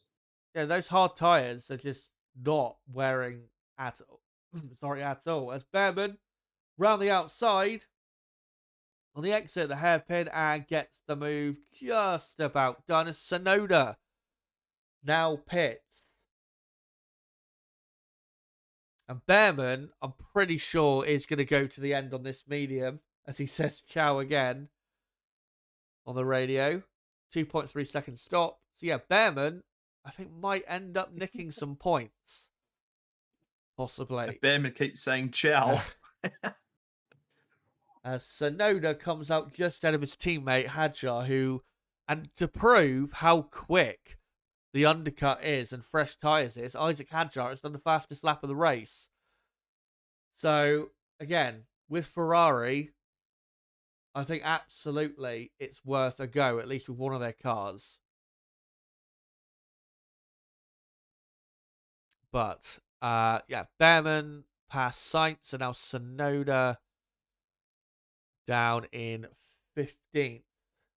So Behrman is now 12th on the medium compound tyre. And not too far ahead of him, 2.5 seconds, is Gasly, who's having a pretty good race actually in 11th place, considering Alpine's struggles this weekend.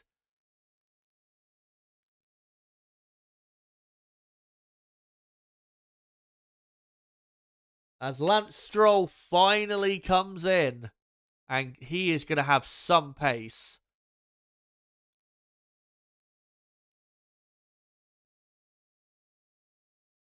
As Max Verstappen, by the way, closing in on Lewis Hamilton, the gap about 2 seconds between the two. As Stroll, now on the hard tyre, he will come out ahead, will he, of Tsunoda? And yes, he does.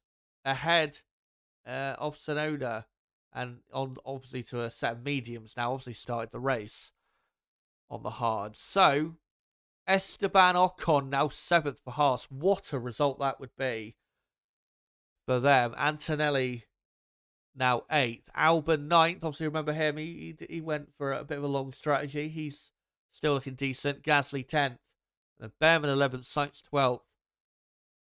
Doohan 13th. And Stroll 14th. Watch out for Lance Stroll. He might end up, if he has really strong pace, he could end up P7 by the end of this Grand Prix. As, yes, thankfully, Ferrari are going to go for a two-stop, at least with Lewis Hamilton, who comes in And now Yeah. watch him go, hopefully. They were just waiting for Stroll to have the margin. As he will come out, Hamilton, in 6th place on another set of hard tyres. He'll come out comfortably ahead of Ocon. I say comfortably ahead, only just about by a second or so. But yeah, now Lewis just needs to give it everything and hope that the top 3 or the top 5 ahead of him, their tyres fall apart if they do stay out. So yeah, let's find out. Right. So Behrman is 11th and he is on the medium.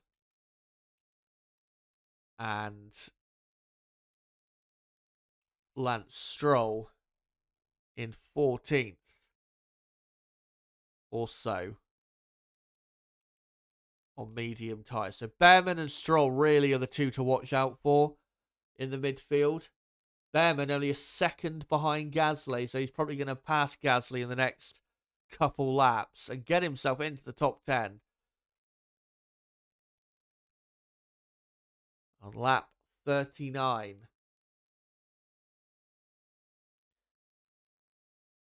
As yeah, now Behrman about 7 tenths behind Gasly as they come on to the back straight. DRS open. Will he send it? Yes, he does. At the hairpin, he sends it and gets the move done. And no, Gasly's still on the inside and he holds his line. But Behrman gets the better exit. Surely up to turn 1, Behrman will overtake. DRS, Gasly weaving to a degree, and Gasly holds the outside line. Nice defending from Pierre. Just about keeping Behrman at bay, but surely Behrman is going to overtake him soon.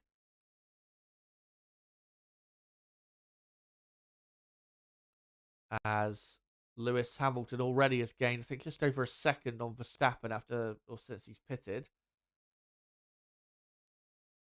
As Oscar saying on the radio, I think we can go to the end. So McLaren are, by the looks of it, going to try it. Oscar 2.3 seconds clear of Norris. Russell is now 6 seconds behind Lando. As we've got... Yeah, and Norris was told that Piastri's front left is better than his, as you would sort of expect. So yeah. And we've now got just over 15 laps to go.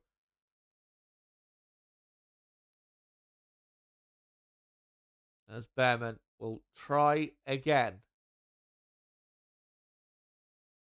As for some reason they're now showing Gasly being on the mediums, but he definitely is not.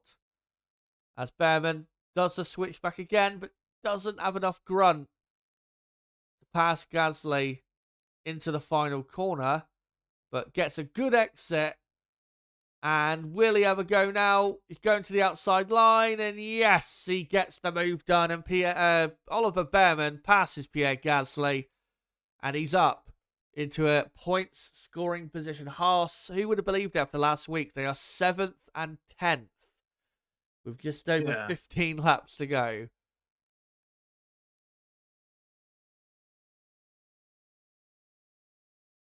Even though Lewis did the fastest lap, he was only 6 tenths faster than Verstappen on the previous lap. So, as it's sort of become evident that the hard tyres are holding on very well here. Yeah, which is a shame for us, really, because it's going to lead to a boring end to this race, at least in the front-running positions. Yeah, great move by Behrman. It was inevitable. Gasly did the best he could, but the Haas is just too quick today. And now Behrman is only 2 and a bit seconds, I think, behind Albon, who is in 9th. That's on lap 41. Lewis Hamilton has the fastest lap. Obviously, no points for fastest lap anymore. Hamilton 18.5 seconds behind Verstappen. Max's tyres are going to have to fall off the cliff massively if Lewis is going to overtake, I think. That lap it was a second, so it could become close, but he will just only get back past Verstappen if they make it work. Yeah. As Stroll is now up to 13th. Past Doohan. He's now just second and a bit behind Carlos Sainz. So let me just update that Stroll is on the mediums in 13th. And yeah, that's really what we're looking out for now is obviously can the front runners get to the end without falling off the cliff? And with the midfield, how will it end up? The two Racing Bulls have pitted for fresh tyres, but it looks like that's going to cost them dearly. And they're going to end up, Racing Bulls, somehow with no points from this race. After how quick they've been all weekend, they're still going to come away from this race, at least, pointless by the looks of it. And yeah, at the moment, you've got Haas scoring 7 points at the minute. And then Williams taking home a couple points. So Williams will maintain their 5th place in the championship. Haas, though, will get right up into, I think it would be 7th place. As we're now looking at Tsunoda on the back of Doohan as Lewis Hamilton's done another fastest lap. As Max being told this is top pace now. Max, keep going. Even if Max holds on to 5th, though, this has been a poor Grand Prix for Red Bull and Verstappen, which there's nothing that Verstappen can do. The Red Bull car clearly has been shown to be just not good enough. And much improvement is needed if they are going to be winning a world championship this year. As Piastri out front, 4 seconds clear of Lando Norris, now on lap 43. As Tsunoda we're looking at on board behind Doohan. Lance Stroll should be passing Carlos Sainz pretty soon.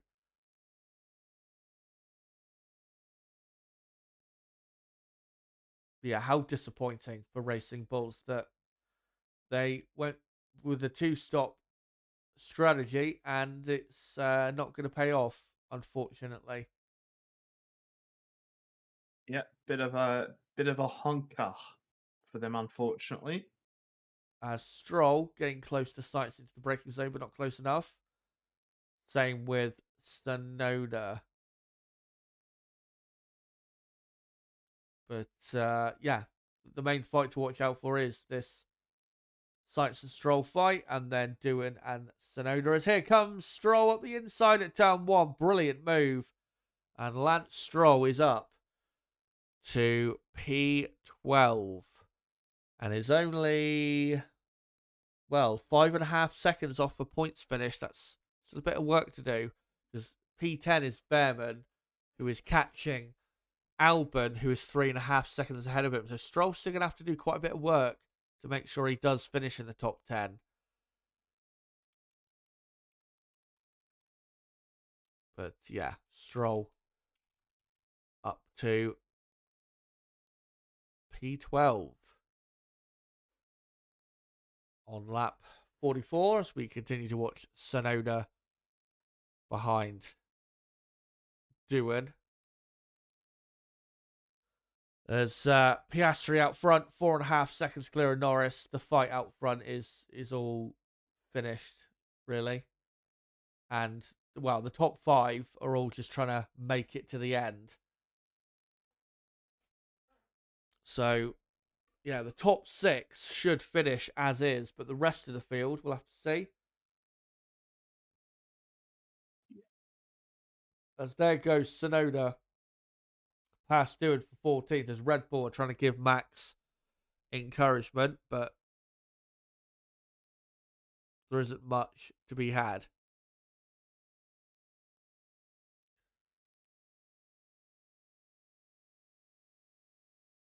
As Sonoda now can try and catch Carlos Sainz.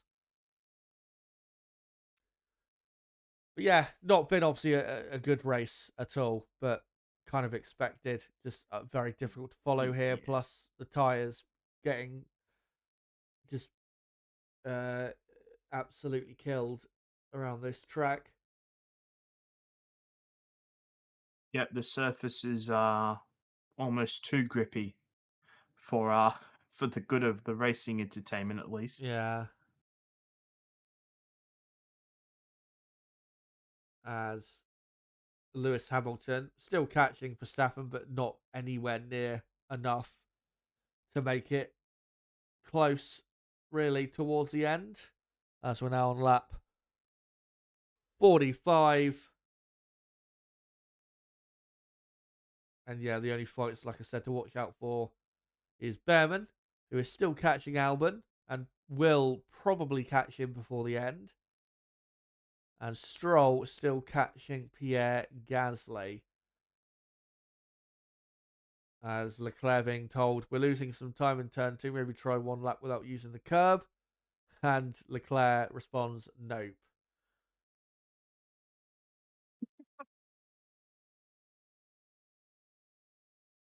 I don't like the line he uses, to be fair. from from driving around here, of course, on the F1 game, I Yeah. did not like that line. I don't know if you've noticed, though, with Leclerc, he does use a lot of curb compared to other people. I've noticed it in the wet, like he deliberately uses the curbs a lot. Yeah, he has a bit of a unique style at times. If you watch other races, he does like using the curbs quite a bit, and Yeah. yeah, quite bumpy for him then through that first part of the track. As this is Hadjar and Doohan fighting over 15th. And, well, even though Hadjar's not going to score any points, he's still done, I think, a good job this weekend. He's only just behind his teammate, and the team have messed up their two drivers'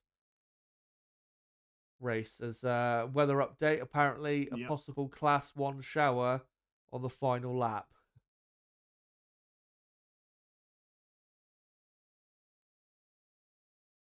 As here comes Isaac Hadjar down the back straight.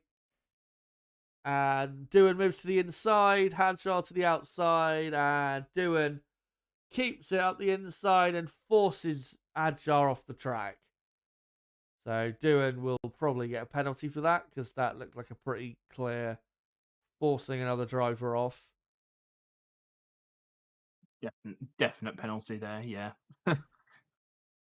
I will give credit as look at that Racing Bulls car, the front wing. It's Oh, don't know how that's happened. it's cave. What? It's the main part of the front wing has like turned back. The main plane has broken and fallen inwards. Yeah, Yeah, well, that might be a third pit stop for Yuki. it's gonna have to be. Wow, I've never seen that I, happen before. yeah, he's slowing down now. I don't know how he's done that, unless he's hit a curb really hard. Yeah. But yeah, now he's getting caught, and it is a replay of Hadjar and Doohan, and yeah, Doohan locking up, and yeah. I was gonna say with Doohan, I will give him credit. He does try quite a bit when it comes to racing, but not always in the safest manner. As yes, Sonoda now getting passed by Doohan and his teammate, and Hadjar still trying to have a look. at doing. But I would love to see where Sonoda has picked that up. I don't think it was on the back of a car because we would have probably seen it already. Yeah, I'm sure we'll probably see on Twitter after the race if we don't see on the broadcast. And Sonoda now into the pits for a new front wing.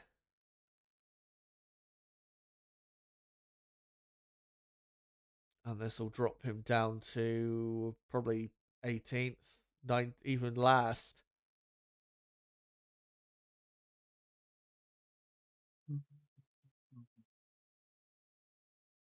And yeah, so now last on the medium compound tyres is a replay. And it literally failed down the straight.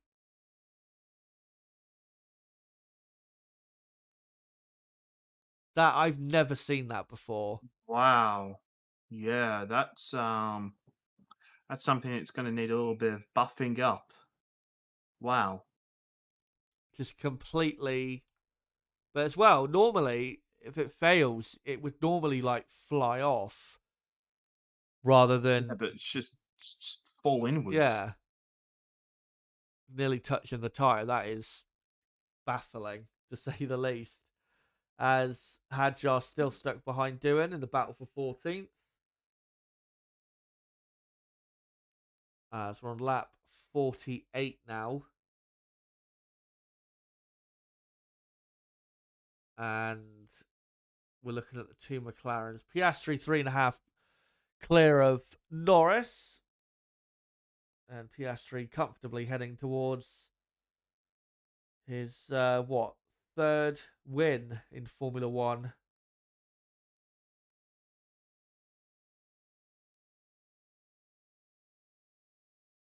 As Hadjar closing in into the braking zone. So yeah, under investigation now is Doohan, and yeah, that's going to be a penalty quite clearly.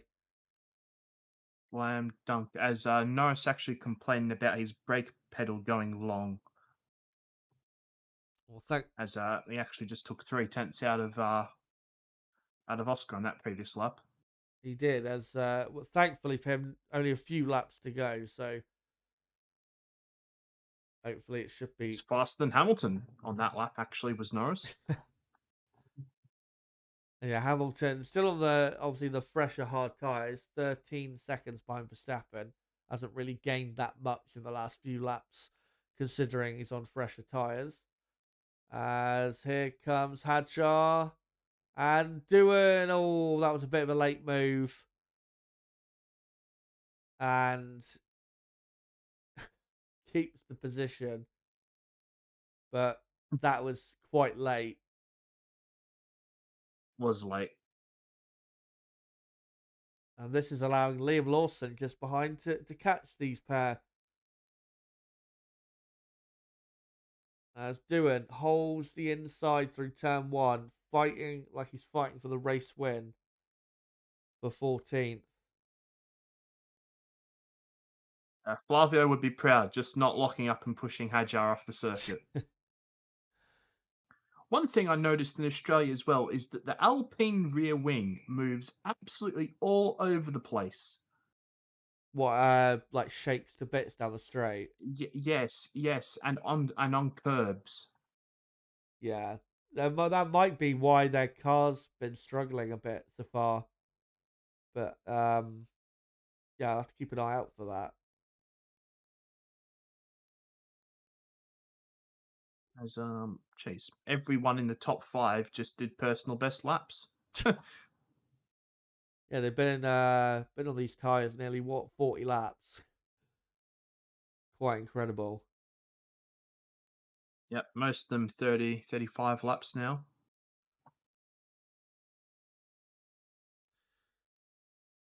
As Hadjar now again coming down the back straight and doing eventually chooses where to place his car. Hadjar tries to get the switch back. I wish they would show us on the main screen instead of showing us the McLarens doing the square root of fuck all. But and Agile closing on doing into turn one, but just not close enough. And Lawson is just over a second behind these two, so it's going to be a three-way fight in a moment. As, funnily enough, Behrman and Stroll have stopped catching cars now, so their tyres have seen their best. So, these hard tyres are just insanely durable, which is not good for us. Is Jack Doohan has just been given a penalty, but I didn't see how many seconds. 10 seconds, there you go. For car 7. Yep. Forcing another driver off, which is, absolutely fair. As here is Max Verstappen, only 1.5 seconds, now 1.2 behind Leclerc. Max suddenly has a fight on his hands. But I'd be amazed if he does pass Leclerc, because I think Leclerc is just managing, really. Yeah, McLaren are ordering Norris to slow down because of this brake pedal issue. Yeah, well, he definitely should do, because he's got 7.5 seconds to the next car, so he can afford to really coast a bit for these final 5 laps, really.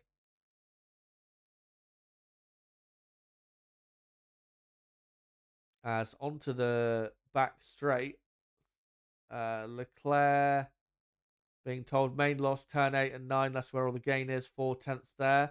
Leclerc saying, yeah, I know, you told me about 18 or 19 times. I know. Becoming a bit Kimi Räikkönen like on the radio is Leclerc. Yeah, from both Ferrari drivers to the engineers. Yeah. As our Doohan's been now noted for moving under braking. As Max closing in the braking zone into turn 1, and looks like he's got a lot more grip through turn 1 and 2, able to pick his own line. And gets a good exit. I think he might think about sending this one at turn 6. No, he's just too far behind, but he looks like he's got a lot more grip under him than Leclerc does right now. Yeah. But that was probably one of the funniest parts of the last Grand Prix, which obviously you would have missed out on live, was the Ferrari team radio shenanigans of Hamilton repeatedly being told to use K1. K1. Yeah. Yeah, didn't quite see that, but I mean, I got the notification of there must be water Yeah. message to Leclerc. got that one live. That was hilarious. But yeah, they like to repeat themselves to the Ferrari engineers. As here comes Verstappen, gaining. Will he send it? Leclerc very smartly defends the middle, so he doesn't have to give up a load of time on the exit. But I think Max might get this move done. And these extra couple points, if Max gets it, could be the difference by the end of the season, as they come down to turn 1. And Verstappen moves to the outside.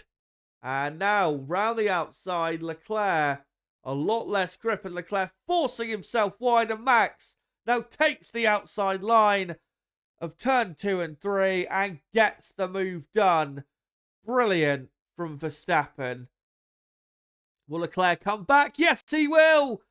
Dive bombs, and thankfully doesn't hit Verstappen. But Max keeps ahead, thankfully. So Verstappen in 4th, but that was very, very nice racing between those two. We don't get to see them race often. Yeah. But that was great. It's about to say it always is generally pretty good between those two when we do get it. But Yeah, Ferrari going for the two stop there with Hamilton. End up kind of shooting themselves in the foot there because Verstappen's been able to have a clean run at Leclerc with no Hamilton there. So True. I get it, but yeah, it's not really paid off.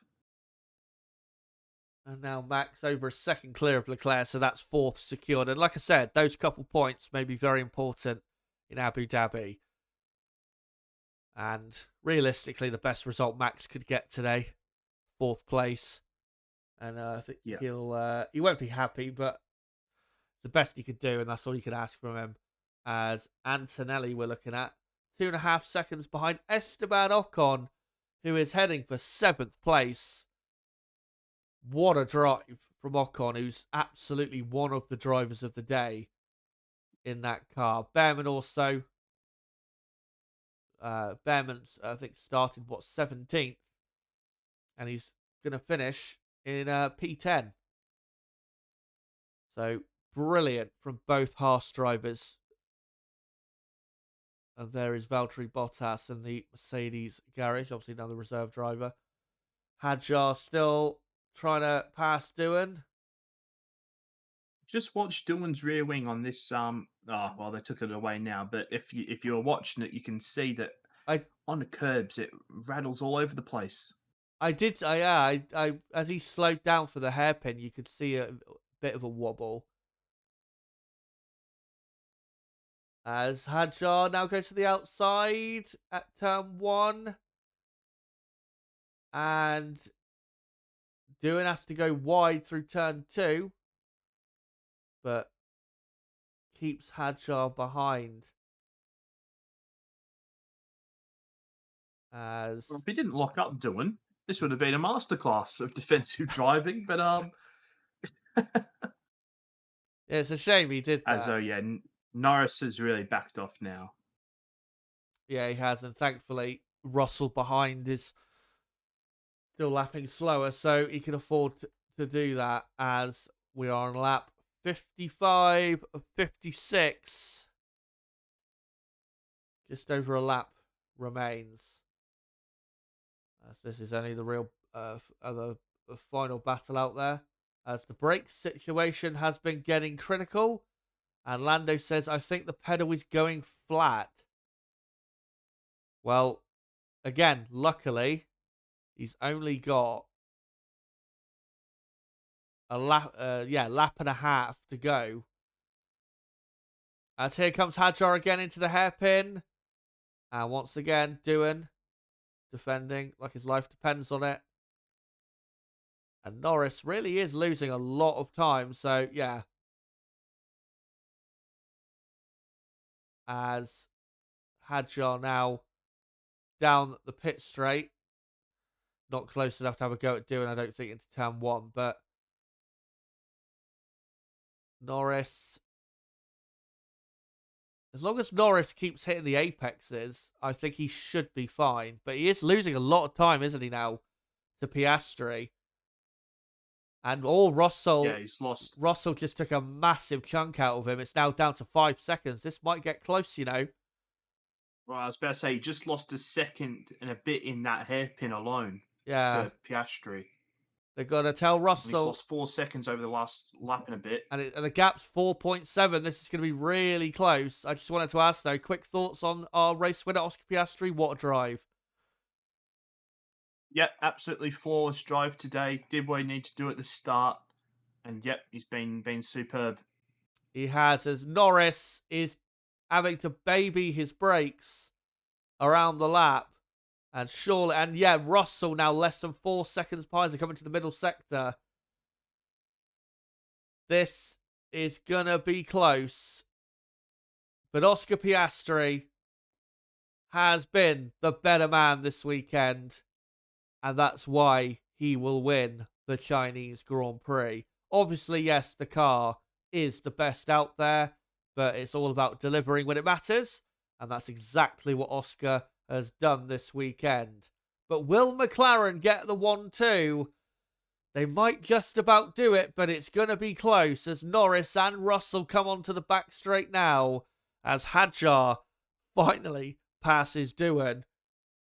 But here comes Piastri into the final corner to take his first Grand Prix win of the year and properly kick off his championship charge.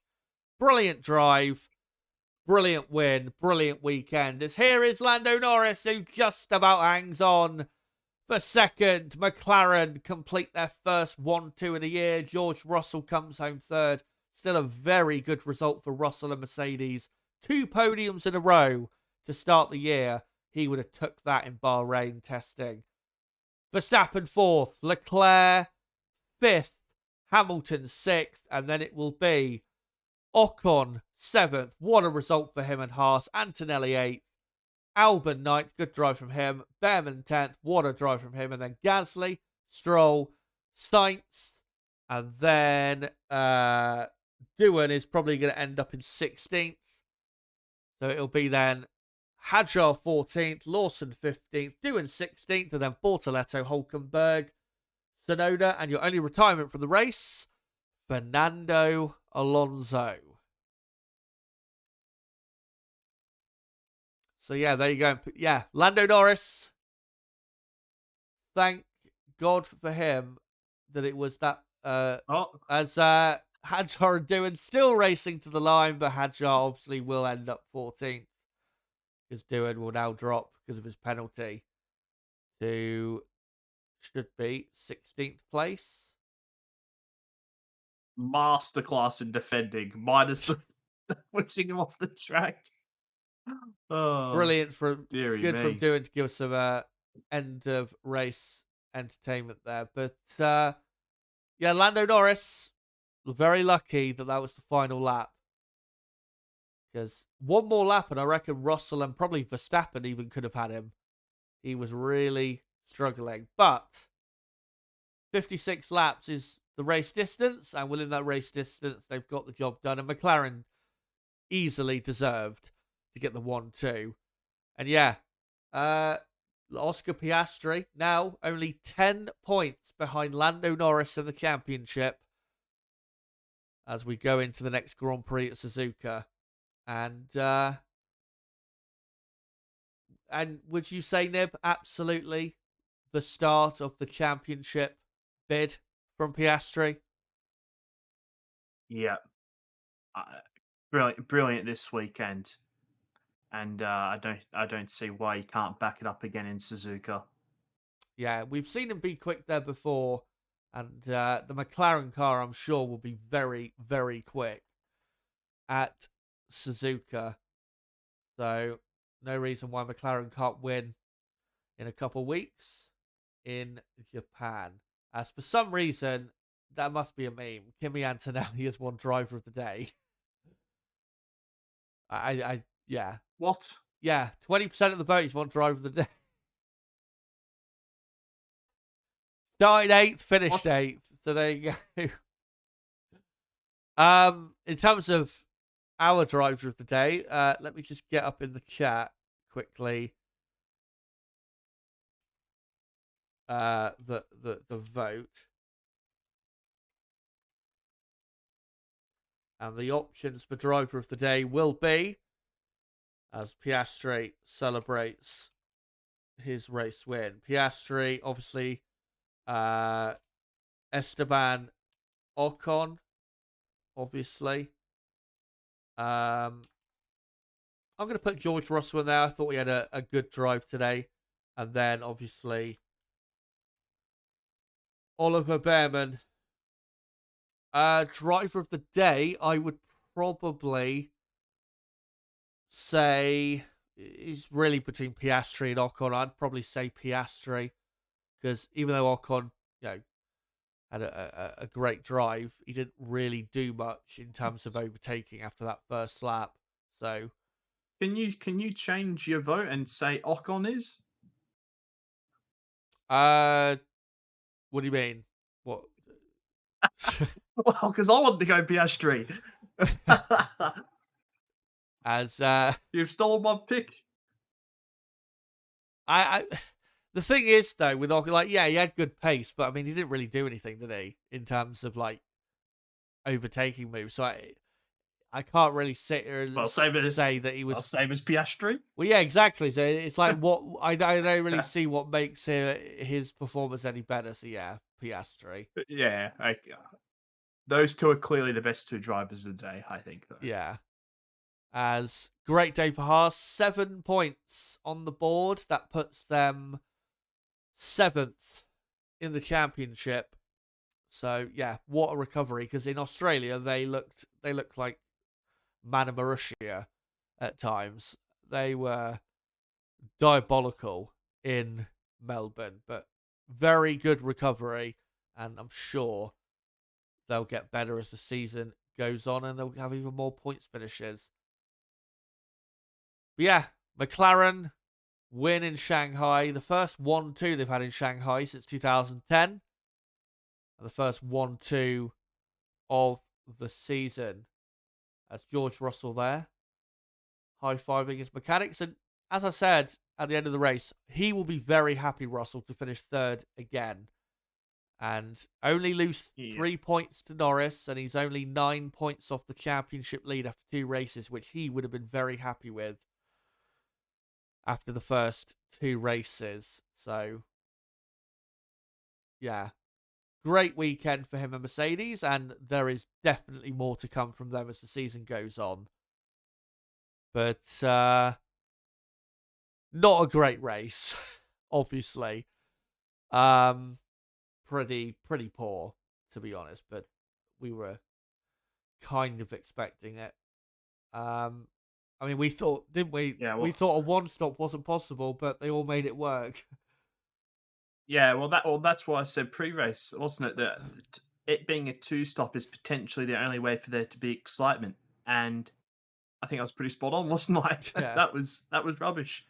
If Apart from Oscar winning, yeah, come on. if there was a 2-stop, then maybe we could have got some like battle between Russell, Max, Leclerc, but yeah, it just didn't quite materialize for us in the end. But yeah, McLaren winning as well. The first 2 races of the season for the first time they've done that since 2003, I think it is, winning the first 2 races of the year.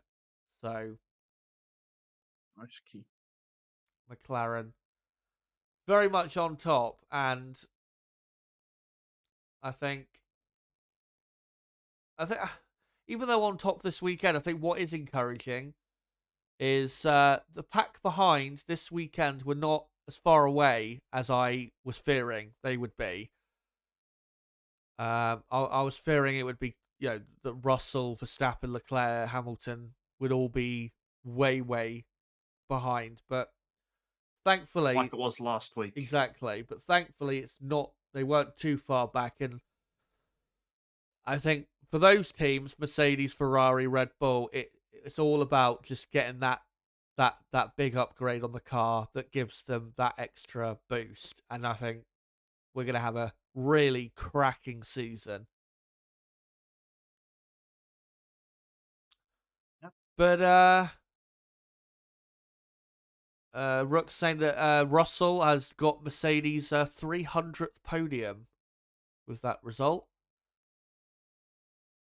And yeah, great drive from him.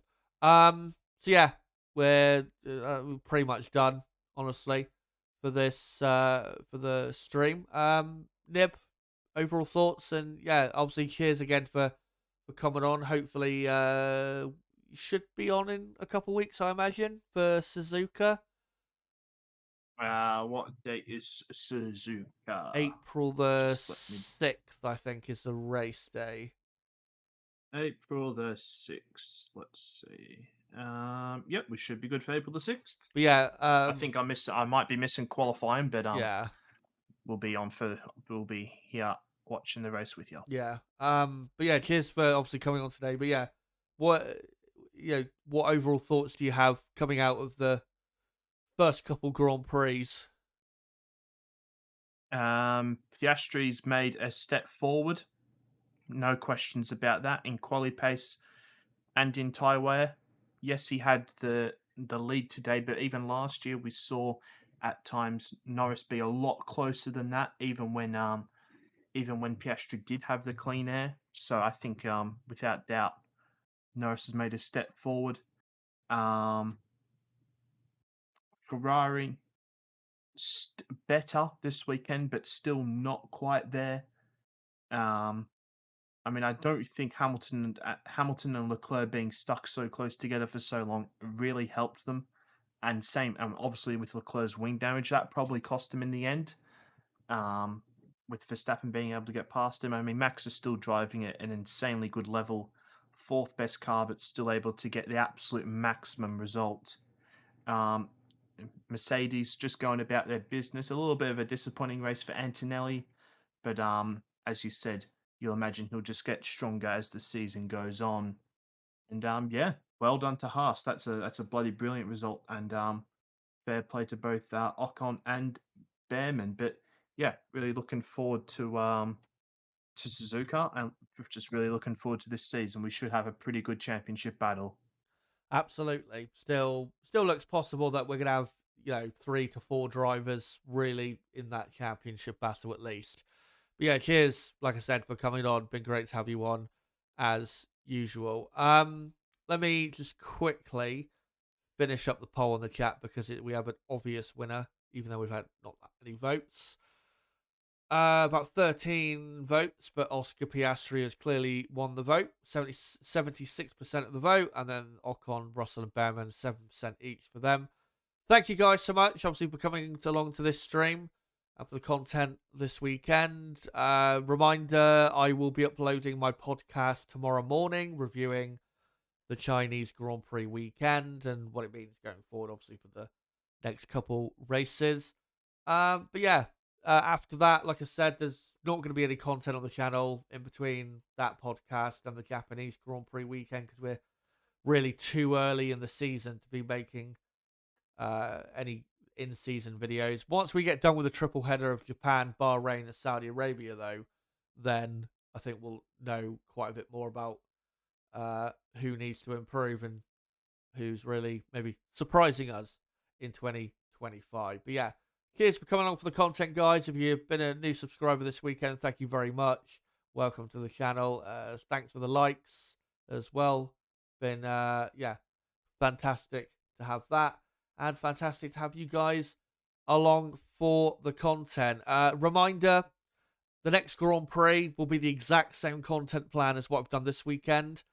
Qualifying preview I'll be doing on the Friday night. I'll be then missing qualifying. I won't be doing a qualifying watch along, but then on Sunday, live for the race watch along at around the same time in 2 weeks. And then obviously the day after there'll be a podcast reviewing that Grand Prix. So make sure to come along for that Grand Prix in a couple of weeks, the Japanese Grand Prix at Suzuka. Yeah, thank you guys for all of the support as usual and coming along for the content. And until my podcast tomorrow reviewing the weekend, and until the next Grand Prix on the calendar, the Japanese Grand Prix at Suzuka, it has been me, Chazza HD. Goodbye.